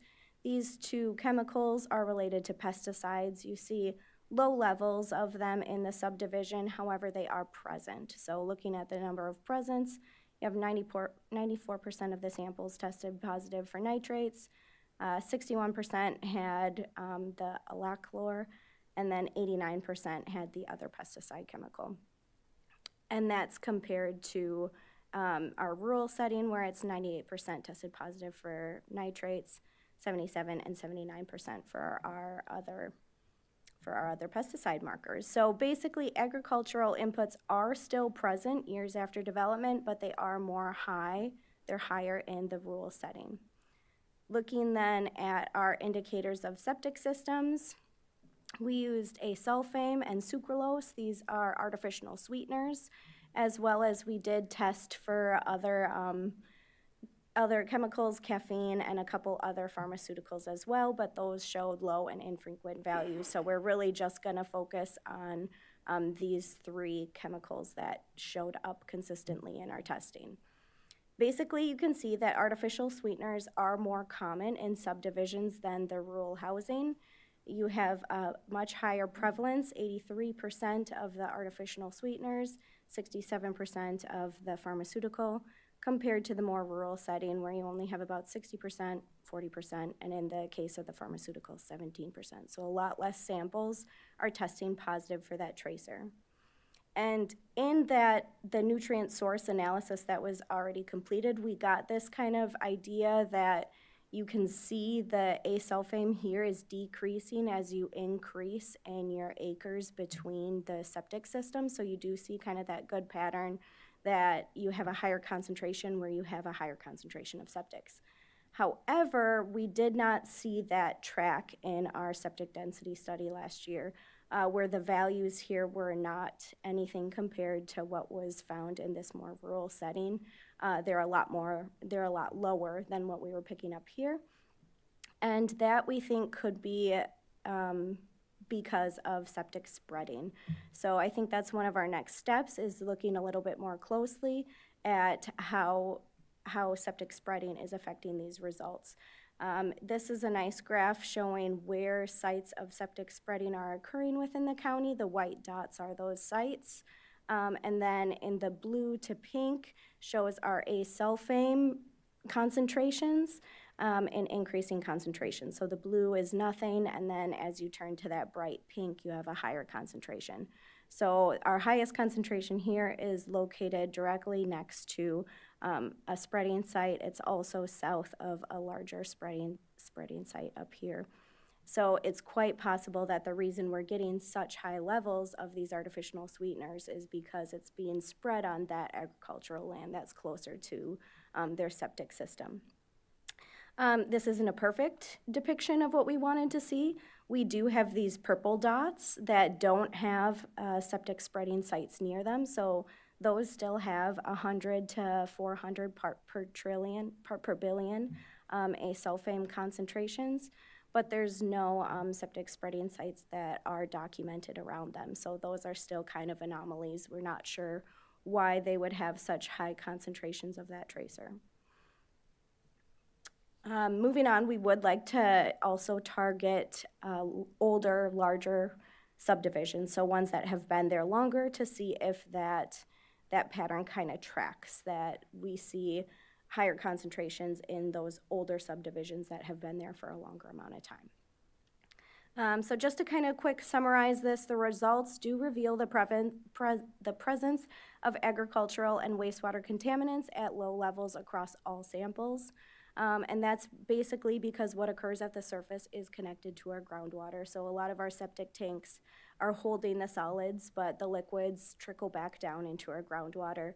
So anything that's going into that system will probably make its way back into our water system. However, these chemicals that we're looking at are source tracers. They do not pose a significant health risk. They are found at concentrations still far below the actual standards. They more serve as a geological fingerprint that we can use to learn about what used to be there, or the agricultural footprint, or learn about what's coming into the water, new chemicals that we're finding. So that kind of summarizes that. Before I move on to the next study, are there any questions on the septic density study? On the artificial sweeteners, does that make the water taste sweeter? I wish. Not maybe. Yep. So what kind of products are we consuming that's running straight through us and is I mean, everything. You drink soda, diet sodas. I think that's a very common product that goes through us. There's sugar added into everything. There's sugar is in things that shouldn't contain sugar. You know, ketchup has sugar. You go get a burger, your beef patty has sugar in it. Like, it's in everything. but that's a lot of that's getting through it. Blows me away, I guess. Yeah. All right. If there aren't any other questions, I'll continue on to the next study. Here we're looking at the results of the 6th year from the Citizen Groundwater Monitoring Program, the CGMP. So this was a long-term study which was initiated in 2019, focusing on nitrates within the county. The first 5 years, they also did include chlorine, pH, alkalinity, and other various factors, but moving forward in the 6th year, they determined just to focus on nitrates. It cut down on costs, and that's the one that's going to be a little more variable. The other parameters are probably a little more consistent. 167 wells were sampled annually in the fall. These wells were determined on a very systematic approach. The county was divided into a grid of 2 mile by 2 mile squares, and then we were looking for volunteers to represent each of those squares. A lot of the squares within the county are accounted for. However, there still are some holes, some areas where there were no volunteers, so it's not a perfect even distribution, but it's as close to an even distribution as you could really get. It's very statistically sound in that aspect. And 2024 was the 6th year, so this year we're going to be focusing a lot more on the trend data. The 5-year report contained a lot of analysis comparing the geology and the well drilling, but this year, since we have enough to do some trend data, that's kind of how we're going to focus this particular report. Looking at how the report turned out with numbers, the results showed that the average nitrate concentration from this 2024 year sampling was 5.48 milligrams per liter. This is on track with the past 5 years. It ranged from about 5.37 in 2019 to 5.79 in 2021. So it falls right in the middle of that range. The nitrate ranged from 0 milligrams per liter in the sample all the way up to 46.7 milligrams per liter. And out of this, you can see the distribution here, nitrates on the x-axis, and then the count on the y-axis. The red line indicates the EPA drinking water standard of 10 milligrams per liter. And what's concerning is that there are 12% of the samples from this study that were greater than 10 milligrams per liter. This is higher than what was historically thought. So between 1999 and 2005, nitrate data indicated that about 10% of the wells in St. Croix County exceeded this standard. But the more recent data is pointing to 12%, and this does agree with the past 5 years as well. Again, concerning because this is a health hazard. Babies should not be drinking this water, young kids, immunocompromised, older people. Even Joe Schmo probably shouldn't be drinking it for extended amounts of times because they're finding nitrate concentrations related to thyroid issues as well as cancers. So definitely something that's important for us to keep in mind and try to do what we can to reduce our nitrates. Looking at how the spatial distribution looks within the county, it's very consistent within the past 5 years that a lot of these high nitrate areas are located in central St. Croix County. It aligns with land use. This is where we have more intensive agricultural practices. It also aligns with where we have more shallow well depths, and the proximity to the water table is more shallow. And like Tim was mentioning, where they're tapping into the Prairie du Chien aquifer. So that kind of correlates with what we've been seeing. Just to describe the map, the reds are the ones that are greater than 10 milligrams per liter, and then blues are less than 1. So it kind of goes up in a gradient based on the heat there. Looking at the trend data, increasing nitrates emerged as the most common trend. I ran a Mann-Kendall test for trends, so this is a very common statistical procedure which uses environmental data to assess trends. It does require 5 years of data, but the more data you have, the better the trends you will be able to find. It calculates a tau, which you can then use to determine the trend strength. So you see a much higher percent of the samples show a positive trend occurring in those nitrate samples from 2019 to 2024. There are some samples that show no trend. No trend indicates some years it went up, some years it went down. The statistical analysis can't determine if that's up or down. That is different from no change. No change would just be a pretty solid line, a test that stays very consistent over time, which does happen. But overall, I think it's about 48% of the samples did see a positive increase. So positive, does that mean an increasing nitrate level, or a Increasing. positive being that the nitrate is Yeah, down? increasing nitrate. Okay. However, looking at the statistically significant tests, so you can get an idea of what the trends are doing, but that generally isn't statistically significant. If you want a more powerful test of trend, you look at the ones that are statistically significant, and this indicates a p-value of less than 0.05. It was identified in 23 wells. We did have 159, so it doesn't seem like a lot of wells, but really it is, because last year they did run the trend data and they had only 8 wells that showed a statistical significant change. So really the fact that we're only getting 23 that are statistically significant is just due to that 6 years is still a short amount of time. But looking at those results, 6 of the wells had decreasing nitrate values. I want to say really only 5 did, because the 6th well was a brand new well. So it wasn't a natural decrease in nitrates.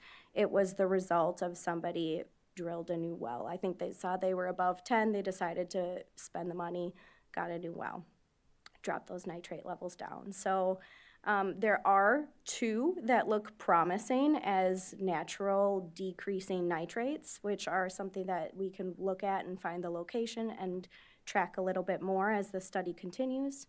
However, overwhelmingly, the majority of these wells are increasing. So the other 17 statistically significant changes were increasing wells, shown here, indicating that challenge with managing nitrates that are getting into our groundwater. But basically, just to kind of summarize, I mentioned that 6 years is still a short amount of time. I pulled up one of our trend lines from the one of the Roberts municipal wells that has been analyzed for 24 years. And you can see over 24 years, a very evident trend is possible. If you look at just 6 years on this graph, let's say you started looking at 2015 until 2019, you could see a different picture. So 6 years is still a short amount of time. Once we get the full 10 years, you'll have a very strong picture of what's happening, really showing how important this data set is that it's geographically diverse, it's spatially inclusive, and it's statistically defensible. But overall, the trends do reveal this ongoing need for targeted action to address the nitrate contamination. Before I move on to the next presentation, are there any questions on the CGMP? Yeah, Carrie? Nitrates exist in more than just water, correct? I mean, Yes. they can be in your hot dogs, in your bacon, in your ham, anything that's processed. Absolutely. So if I'm a family in one of these red areas and I like to have my hot dog every week, I mean, I'm wondering, have we shared any of this data with our Health and Human Services Department? It seems to me it's a health risk, especially Yes. for younger people. Yeah, and they've worked pretty well with us, so they're part of our nitrate clinics, and they've been very responsive to helping. They've added doing some nitrogen testing at some of their WIC programs. They use our nitrate probe and are doing some of the nitrate testing there, so they are aware of it and they are supportive of it because they do see it as an issue as well.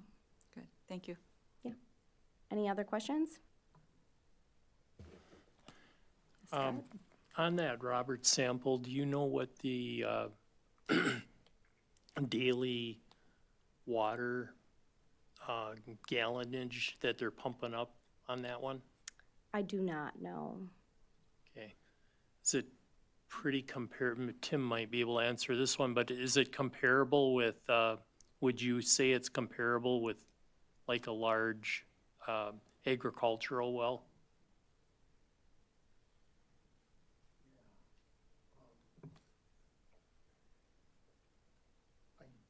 I do know that they have 2 wells.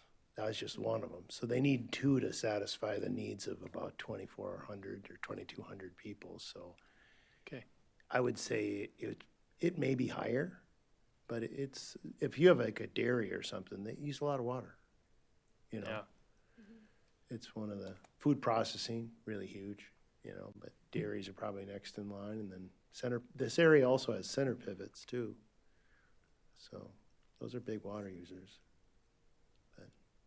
Just know from the landfill plume in New Richmond and how an agricultural well was able to draw contamination under the Apple River and to the other side just from the use of that.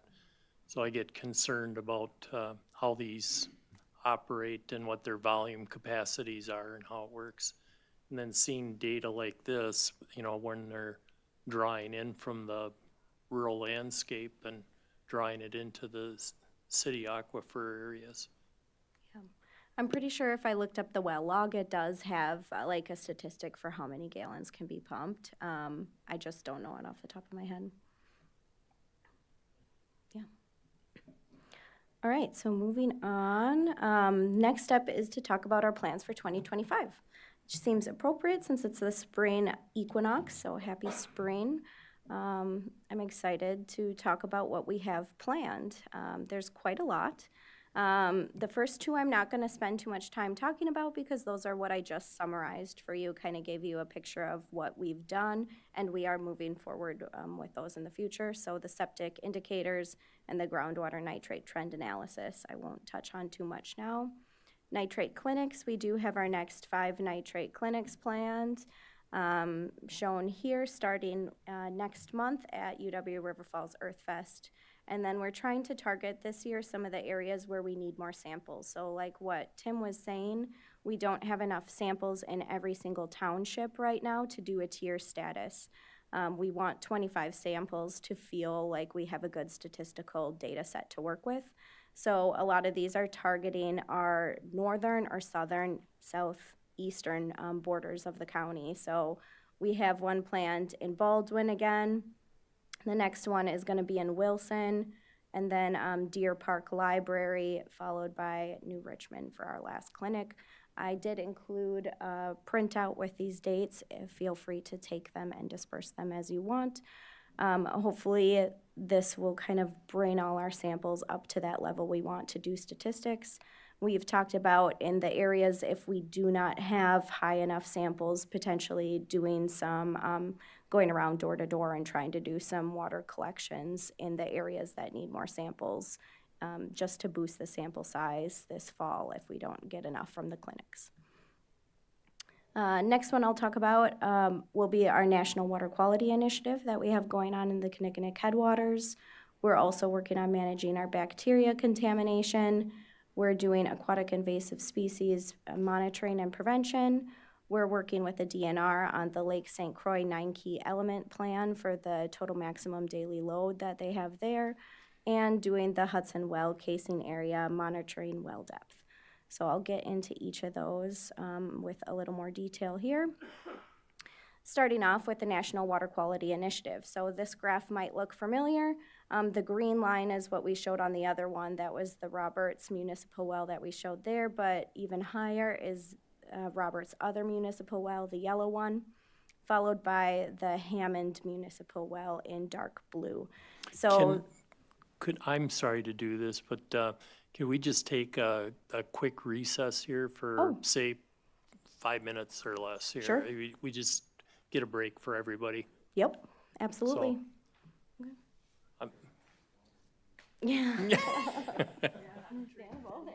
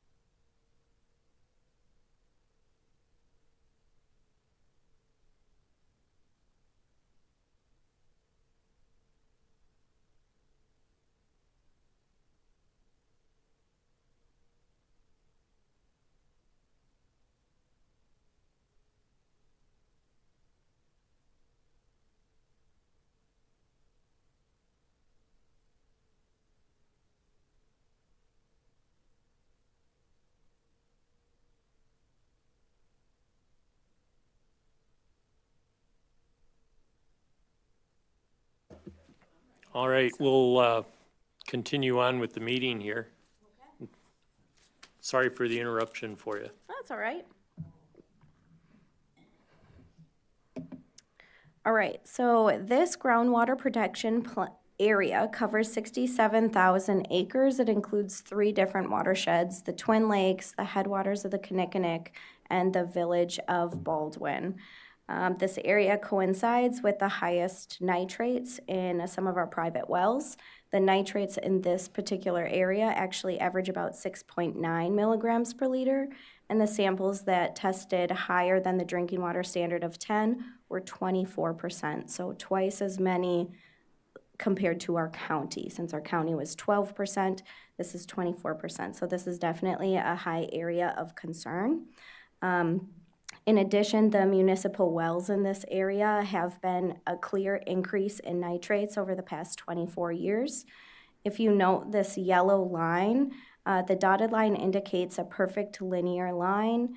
R squared of 1 would indicate that it's a perfect line, and R squared of 0.94 is very close to a very positive linear line. You can then use the equation to find out when this line would hit 10 milligrams per liter, and that would be in approximately 23 years. So in 2048, Roberts Municipal Well will hit 10 milligrams per liter, assuming this trend continues for the next 24 years. So really this initiative is to create a plan to address these elevated groundwater nitrate levels in the Kinnickinnick headwaters.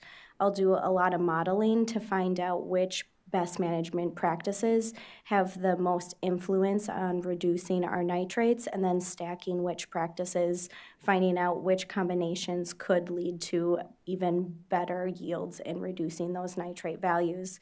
And then since this project is funded through the USDA, the end goal is for them to be able to provide cost share options for implementing those BMPs on the ground. The plan is to have this completed this year so that cost share opportunities would be available as soon as next year. Moving on to talk about managing our bacteria contamination. Since we do have such a prominent karst topography, bacteria is a big issue in St. Croix County. And the hard part is if you're a homeowner, you look up what tests you're supposed to do, and they say annually test for nitrates, test for bacteria. But bacteria can be so volatile, it can hit at any time. If a homeowner tests 1 day out of 365, the chance of them testing on the day that they actually have a bacteria problem is pretty low. So we're interested in trying to find a way that makes it easier to test for bacteria. One of the ways we're looking into is through water chemistry. So there's been some research to insinuate that bacteria contamination can be related to conductivity. So conductivity is an easier thing that we could monitor. Perhaps we could develop a little conductivity probe that could sit in your toilet tank. As the water changes, as you change, you can monitor conductivity. And if there are changes in that conductivity, that would indicate a time when you should maybe sample for bacteria where you may be vulnerable. So we're working with UW-Stevens Point on this endeavor. We really only were able to get 2 volunteers to help us. It's already underway since the spring melt has already kind of started. We're working with them so that we're sampling during times of heavy melt or after a heavy precipitation event to try and capture a bacteria moment. And when they take a bacteria test, we're also giving them a water sample, and I'll test it for conductivities as well, so that we can see if we do find that relationship with conductivity and bacteria, which would be a very valuable tool. In addition, we're working on aquatic invasive species management and prevention. We have a grant with the DNR to ensure that we're doing what we can to keep invasive species out of our lakes and rivers, or manage appropriately the ones that we already have. So through the DNR grant, they've provided tools for us to create, tools or money to create wader washdown stations, as well as prevent the spread signs that we have dispersed throughout the county at popular aquatic locations. In addition, we're doing some AIS monitoring. AIS is short for aquatic invasive species. We're doing aquatic plant surveys this summer in 6 of our lakes, as well as monitoring the zebra mussel presence in Bass Lake, which is the only known lake to have zebra mussels in St. Croix County at the moment. So $1 of monitoring is worth $10 of managing at this point for invasive species. So what the DNR is providing is pretty minimal on our effort, but it could provide a big benefit if we're making sure that we're keeping invasive species out of our lakes and river. In addition, we're also working on the Lake St. Croix 9 element plan with the DNR. So this requires a phosphorus reduction due to the total maximum daily load that they implemented years ago. So we have, in St. Croix County, we have a pretty high phosphorus load of like 132,000 pounds of phosphorus. However, in the past 7 years that we've been doing conservation projects, we've calculated that we've reduced phosphorus about 31,000 pounds. So that's a pretty considerable amount. We're doing a really great job. However, there's still more for us to do. That's becoming pretty clear as we work on this TMDL with the DNR. They've taught us a new tool, so I'll be using Model My Watershed to input our active conservation practices throughout each of the watersheds in our county to look at our reductions by watershed. This will allow us to assess the current levels of phosphorus, and it also lets us estimate what we need to do to hit the future phosphorus reductions that they're requiring in the TMDL. And the last project that I want to touch on is our Hudson well casing area. So we acquired a couple monitoring wells from the DNR. These are wells that aren't pumped daily. So Carrie, you were talking about groundwater levels and conserving water. This is a way that we're going to be able to monitor the groundwater levels. Since it's not used for pumping at all, we can take annual depths twice per year. So we'll go in the spring and in the fall and monitor what those groundwater levels are. Tim and I just did these wells last week, and the data was pretty consistent with what we've seen. I believe we acquired them in 2023. Is that when it started? So it's still relatively new. There's not much to compare, but it will be a really great opportunity for us to make sure that groundwater levels aren't getting to concerning levels. With that, I can take any questions. Could you go back to the slide on Lake St. Croix? Sure. And just help us to understand what we're looking at. It's not a map of Africa. It does look like Africa. So this is the St. Croix watershed. So the watershed broken up into our different watersheds within it. This is a map that the DNR created showing the total phosphorus load. So this dotted line is going to be the St. Croix River. So anything on the left, don't worry about that. That's Minnesota. They're taken care of. Anything on the right is Wisconsin. We are down here in this area. So this is going to be our Kinnickinnick headwaters. And over here is us along the St. Croix. So we're looking at Silver Creek and Pine Lake. These are the watersheds here. The higher the red, the higher the phosphorus load coming from that location. So town of Troy is going to be down here. Yeah, and then here's our Kinnickinnick River is coming this way into the St. Croix. Okay, wonderful. Thank you. Yep.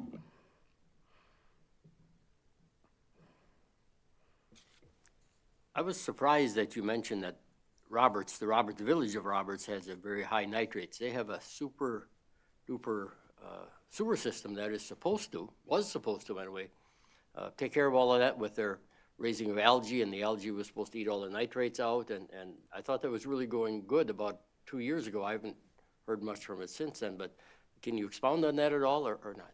It's quite possible that they do. I think I was at, where's the Village of Roberts here? I was at the same talk earlier this week that Carrie was at, where somebody was kind of talking about Roberts a little more thoroughly. And one thing you need to consider in all instances, your groundwater isn't necessarily coming from right above you all the time. groundwater is constantly moving. So a lot of the Roberts water is actually coming from about the Hammond area. So I think he had mentioned that they had an issue with their sewage treatment that caused these increasing nitrates too, or contributed to the increasing nitrates that they're seeing in Roberts. So it's very well possible, but even if they started that a couple years ago, it might not be soon enough to even see effects.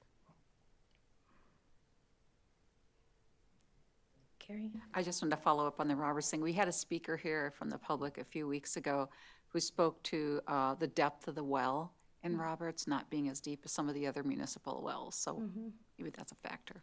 He might be in the Absolutely. crowd here. Yep. Thanks. Yeah. The last slide with the wells that we acquired 2 years ago or whatever, I think there was it was mentioned before that we might be doing PFAS samples on those. Is that still true? No.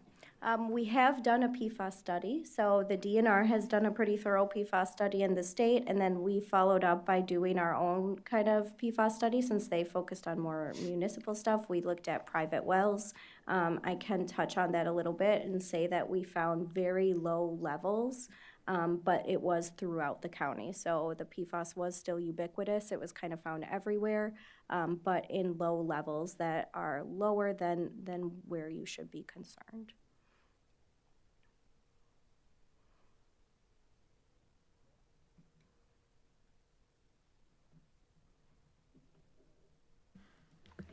Thank you. Want to thank you. And your presentation was very well put together. Thank you.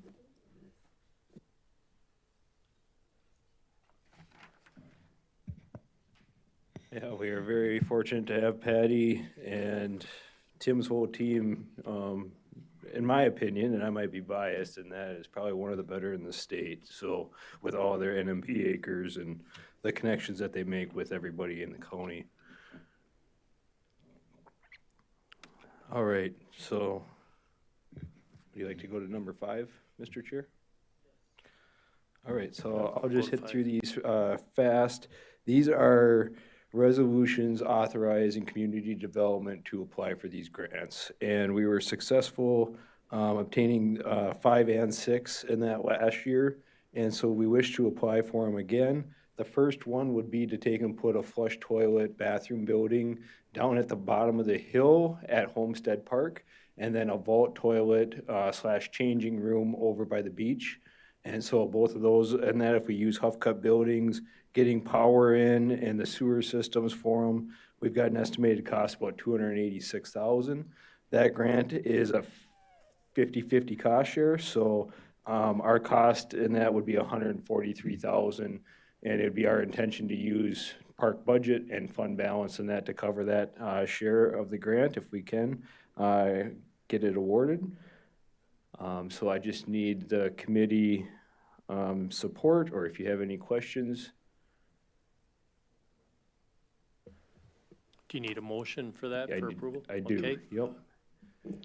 I'll make a motion to support the resolution for the 2025 DNR stewardship grant application. Do you want to do both of them at one time, or are you taking them separate? Just do them separate. Okay. Yep. A second. So we have a motion and a second. Any discussion? Seeing none, all in favor signify by saying aye. Aye. Okay, No so we'll have nays. that grant submitted Thank by May 1st, which is the deadline. Then on number 6, the resolution supporting the 2025 DNR Recreational Trail Program grant application. So the county acquired the Orr Family Overlook property a while back. We've got a lot of boardwalk out there, but it's just mowed trails to get down to it. So the idea is to use this grant opportunity to do a smaller ADA paved trail kind of up on the flat ground, and then to do some gravel trail beyond that, going down to the boardwalk and to allow for sport fishing pier or access to shore fishing opportunities on that property. I will say that this grant is federal funds and that, but we were gonna take and get it ready and apply for it anyway. It's an 80-20 split, so Our estimate is 96,000 for the amount of trail that we want to do. The grant would cover 76.8, so we would be 19.2. So we're gonna throw our name in the ring and, see if we can get any funding for it. We have motioned. I'll move the resolution supporting 2025 Wisconsin DNR Recreational Trails Program grant application for Orr Family Overlook Trail improvements. We have a motion and a second. Any discussion? See none, all in favor signify by saying aye. Aye. Motion carries. All right. Number 7 then, so every 4 years, we have to get an authorizing resolution from the county board to allow us to administer the county snowmobile trail program. And so this would be for years 26, 27, 28, and 29.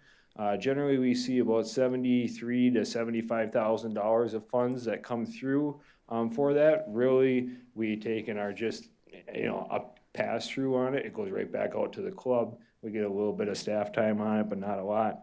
And so we just need approval to keep applying for those grants for the next 4 years. Go ahead, Jerry. Make a motion that we allow the resolution approving the grant application for the Snowmobile Trail AIDS program. We have a motion. Do we have a second? I'll second. So we have a motion and a second. Any discussion? Seeing none, all in favor signify by saying aye. Aye. Aye. Motion carries unanimous. All right. So again, that last one, and that there is no cost to the county for that. It's just completely a pass-through. And then with that, we'll go to agenda item number 8, which is the update on the Excel Energy solar project. This is going to be kind of just a long-standing agenda item. Ken Witt, Heather Amos, and myself met with Brian Elwood and Megan Boldig on February 27th to start that conversation because the county board had said that you'd like us to start the conversation sooner than later, and that with Excel and with the Public Service Commission. And so at that meeting, we laid out some of the ideas that the county board had approved and the committee confirmed at last month's meeting.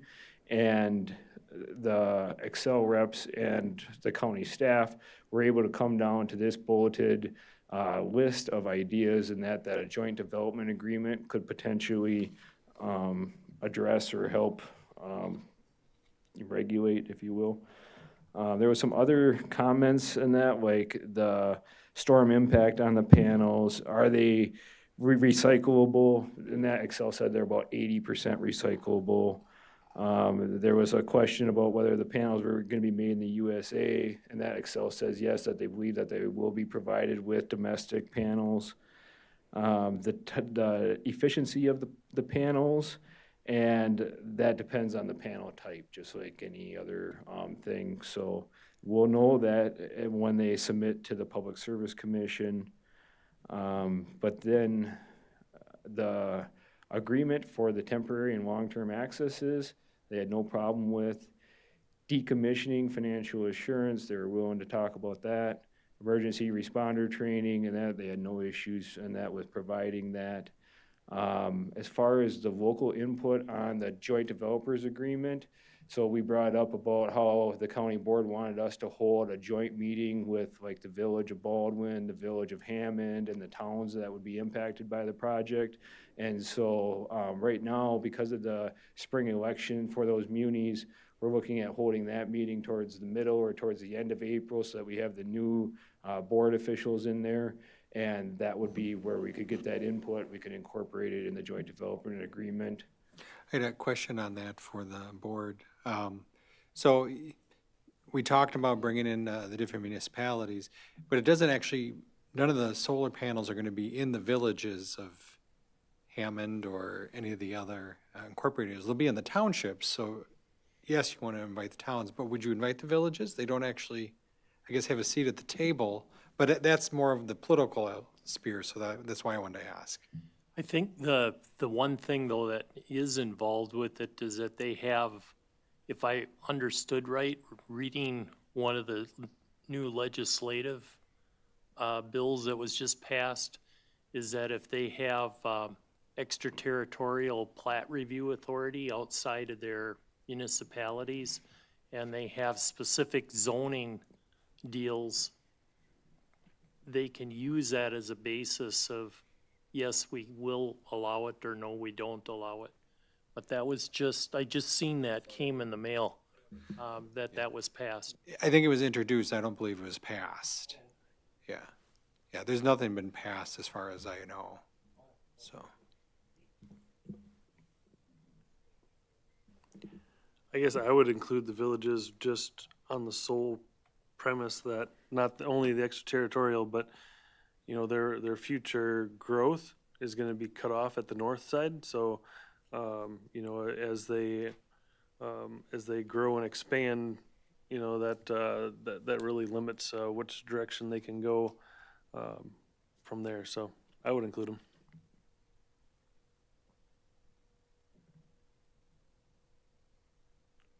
All right.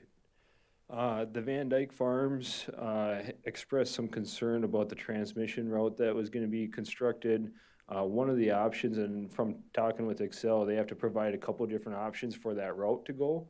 And then it sounds like the PSC would actually determine which route they are gonna go.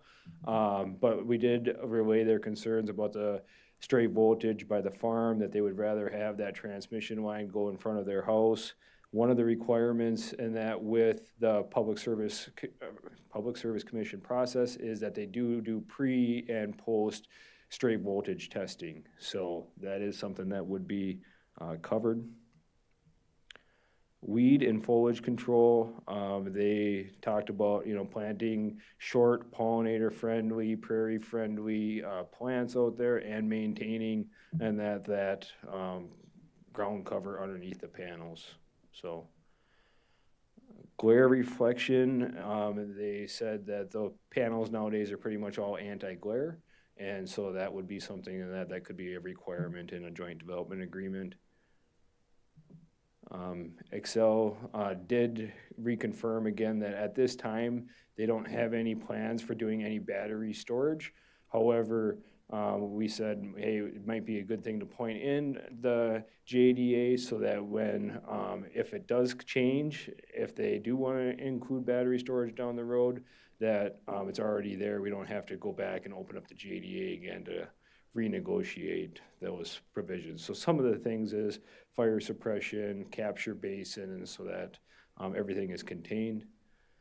Wildlife corridors is one of the things in that the DNR will have input on during the Public Service Commission review, and heat reflection, and that they actually have to take testing and that pre and post and that for the heat reflection.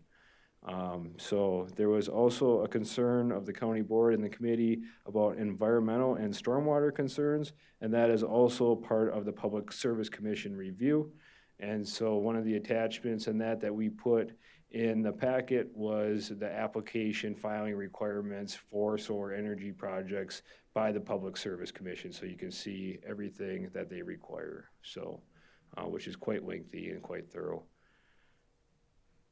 So unless there's any questions on this, again, we would look to have that joint municipal meeting in the end of April probably, and then we're hoping that we can work with Excel to create a draft joint development agreement, and that probably for the May Community Development Committee meeting, if it can move that fast. And then at that point, and that the committee will be able to provide input with Excel. And then that would go to full county board approval once the committee's done vetting it. So we'll find out a more specific area or a map at least 60 days prior to them submitting the application to the Public Service Commission. So that would line right now, they're talking about July or early August to file their application. So sometime in that May time period might fit really well for when we get more information about where the project exactly sits. So are they saying that they're gonna give an actual map of where the panels really will be, or a relative area? No, the exact properties that The are. exact properties? Okay. Correct.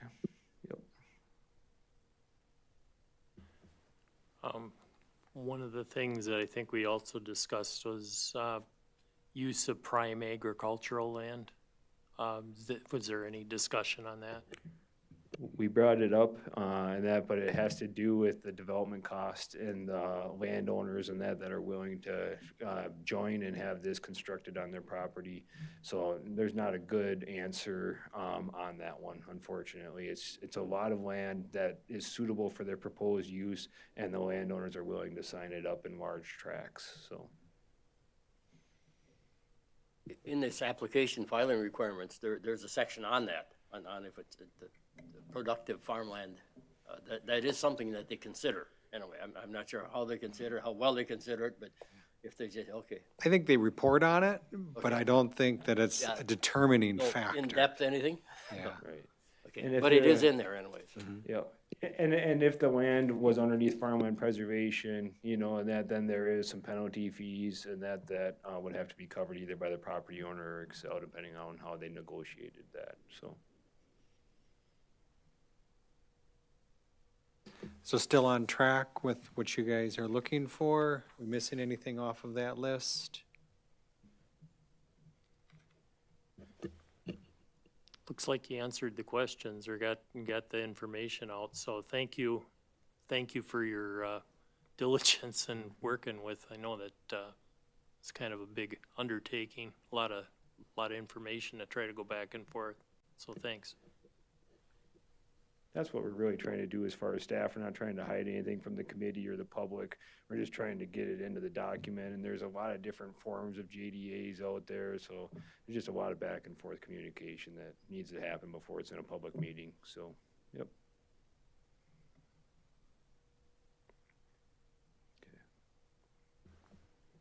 All right, well, move on.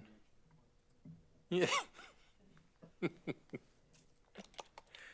Notice you put this one way at the bottom, so we're like cross-eyed. It's not the last one. Yeah. So really, it's pretty early in the year. There shouldn't be any red flags in any of these numbers right now. So far, in that Parks is on track for their park fees and rents compared to last year, same time of year. But that's basically all I've got unless anybody's got any questions. Okay. All right, number 10, consideration of waiving the after-the-fact permit fees.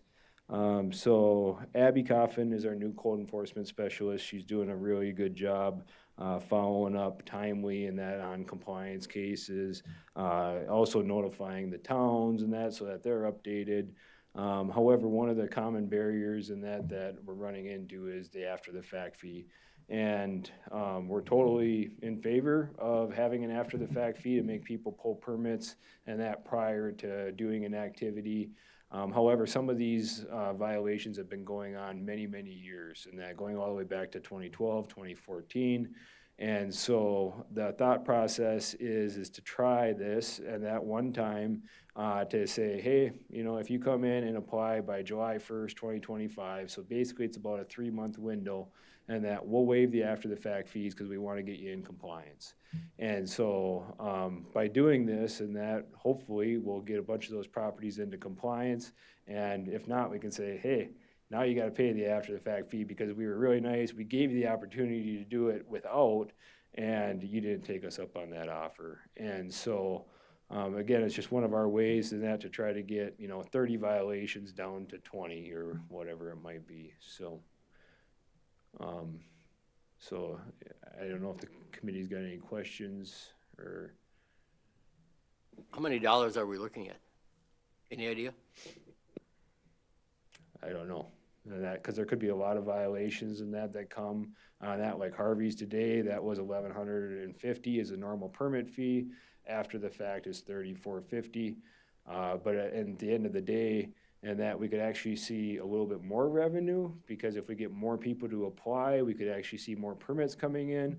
And if we wanted to fight every one of these in court or burn a whole bunch of staff time on them and that trying to get them to comply, we might still be here 12 years from now and we still might not have anything into compliance. And so that's kind of the thought process.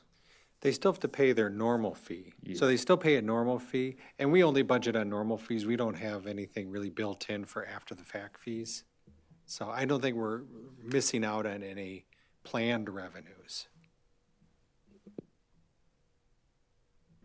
Is there a way to emphasize this is a one-time thing? I put it in there, yep. One-time exception, the last sentence here, so, yes, it's not a practice in that we wanna, do every year or anything like that. It's really in that because we haven't had a designated code enforcement position that's followed up on things, and as staff turned over, things got left, off to the side, and now we're trying to get caught up on all that because the towns are approaching us, and so, maybe, a lot of them are, well, I tried to communicate or whatever, and there was poor communication, so now it's like, hey, you don't have those excuses, so. Would it be worth considering that for the people that have the refuse or garbage or junk issues that need to be cleaned up, to give them a window to consider something and without penalty if they get it done within a certain time period? Well, those are a little bit different because we really don't offer an option for them to come into compliance if they've got the junk. This would be like the conditional uses or the contractor storage yards and that we've been seeing, so, yeah.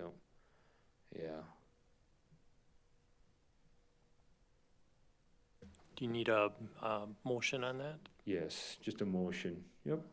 All right, do we have a motion to approve consideration of waiving after-the-fact permit fees until July 1st? Yeah. I'll make a motion to approve the waiving the after-the-fact permit fees until July 1st. So we have a motion, we have a second. Is there any discussion? Seeing none, all in favor signify by saying aye. Aye. Motion carries unanimous. And so going forward in that, now that it would be approved, we're gonna take and actually send out a letter and that to each one of them saying, hey, here's your opportunity to comply, so, yep. Thank you. All right, request for future agenda items. Go ahead. I have a couple of them. First of all, by our next meeting, we will have gone through the first quarter of 2025. I'd like a UW extension report. We've not heard anything really. And I also, number two, I'd like us to bring up chapter 11 again, the manure management, the nutritional management agreements. And what brings that up is I have an article here from the Country Today, which I've shared with some of you a little time we had before, that talks about one of the producers that is in our territory. He's also in Pierce County. He's going to expand. He would like to expand to 6,500 cows, which would bring us 80 million gallons of manure. So we're not talking about a small amount here. But here's the part that's disconcerting for me. There were several, I'll read it. There were several landowners listed on the nutrition management plan for the factory farm whose land was going to be used for manure spreading. Several of these landowners we got in touch with, and they had no such agreement with, this happened to be Ridge Breeze. They came forward saying that their land was falsely listed and they never consented to it. Now, if you recall, last month, when we talked about this, we allowed that to happen here too. We said, well, we don't need agreements with the people who have the land where it has to be, where manure is probably going to be spread. Here we find, what I say is an out and out, a blatant lie. I mean, they just picked these. They looked at the land around, never talked to the landowner and said, yeah, we'll spread it there and there and there and there. And I think we have to at least talk about that again, and maybe bring it up again and change. Those are the only two. I have a couple. One is just to revisit, and I think someone mentioned it last month, but I think we had someone from the agricultural community that was supposed to be in advisory capacity to this board. So I'd like to have a status on that. I'd also, I visited with Buck Malik about the role that he plays in, and then since then I've gotten a zoning board handbook that has to do with our role on conditional use permits. And I think it might be helpful, whether it's next month or down the road, to have some guidance on the additional, perhaps legal responsibility that we're taking on with this, especially when there's a dispute. If someone's coming back to us, that's because they didn't like something. So that's the second topic. But the third is, we heard so much on water issues. You know, when I hear about solar panels and other things, solar farms, you know, based on what we heard today, I would rather be located next to a solar farm than I would a corn producer that doesn't do crop rotation. I don't want anyone to be insulted by that. But I think we need to revisit and ask ourselves, what actionable steps are we willing to take? What direction can we give our staff, especially as we're going into a budget season, so that we can see more of the trend lines turn? So I'd like to see us revisit our discussion on water. If staff has time to make concrete recommendations, I'd like to hear those as well. That's true, but keep in mind, we don't know what's gonna flow off of the solar panels. So you can't have I mean, any if- discussion on items? Supervisor can request it and give a background of why they want it, but you can't start discussing it. Okay, I'm sorry, I just thought that if. No, they no, can- no, no. If they can find if they can find out that Jerry. I drink diet soda, they can find out a lot of other stuff. So were you able to get all those? All right. Yep, we got them. Um, I've got two. any others? Oh. What's that? I've got two more, Mr. Chair. Supervisor Shirley had brought up the Economic Development Corporation, so they will be here next month doing a presentation, kind of as an annual report. And then also the admin committee recommended approval of the new Chapter 1 ordinance to the full county board. And if that does take effect, and that we need to work on a forfeiture schedule, which Supervisor Van Summeren had brought up several months ago, but we were really waiting for this Chapter 1 and that to go through. And so we'll have a sample forfeiture schedule for you to consider. Okay. So we'll add those. So it sounds like a busy month. So date, any announcements? Is there any announcements? Go ahead. On March 26th, Americans for Prosperity is going to be doing a talk on the solar panels in Richmond at the 45th parallel at 6 o'clock. And yours truly will be on the discussion panel.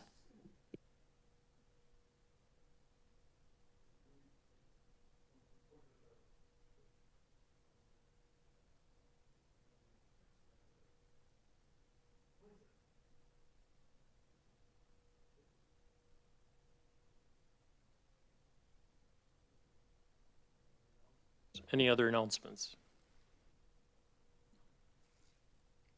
All right.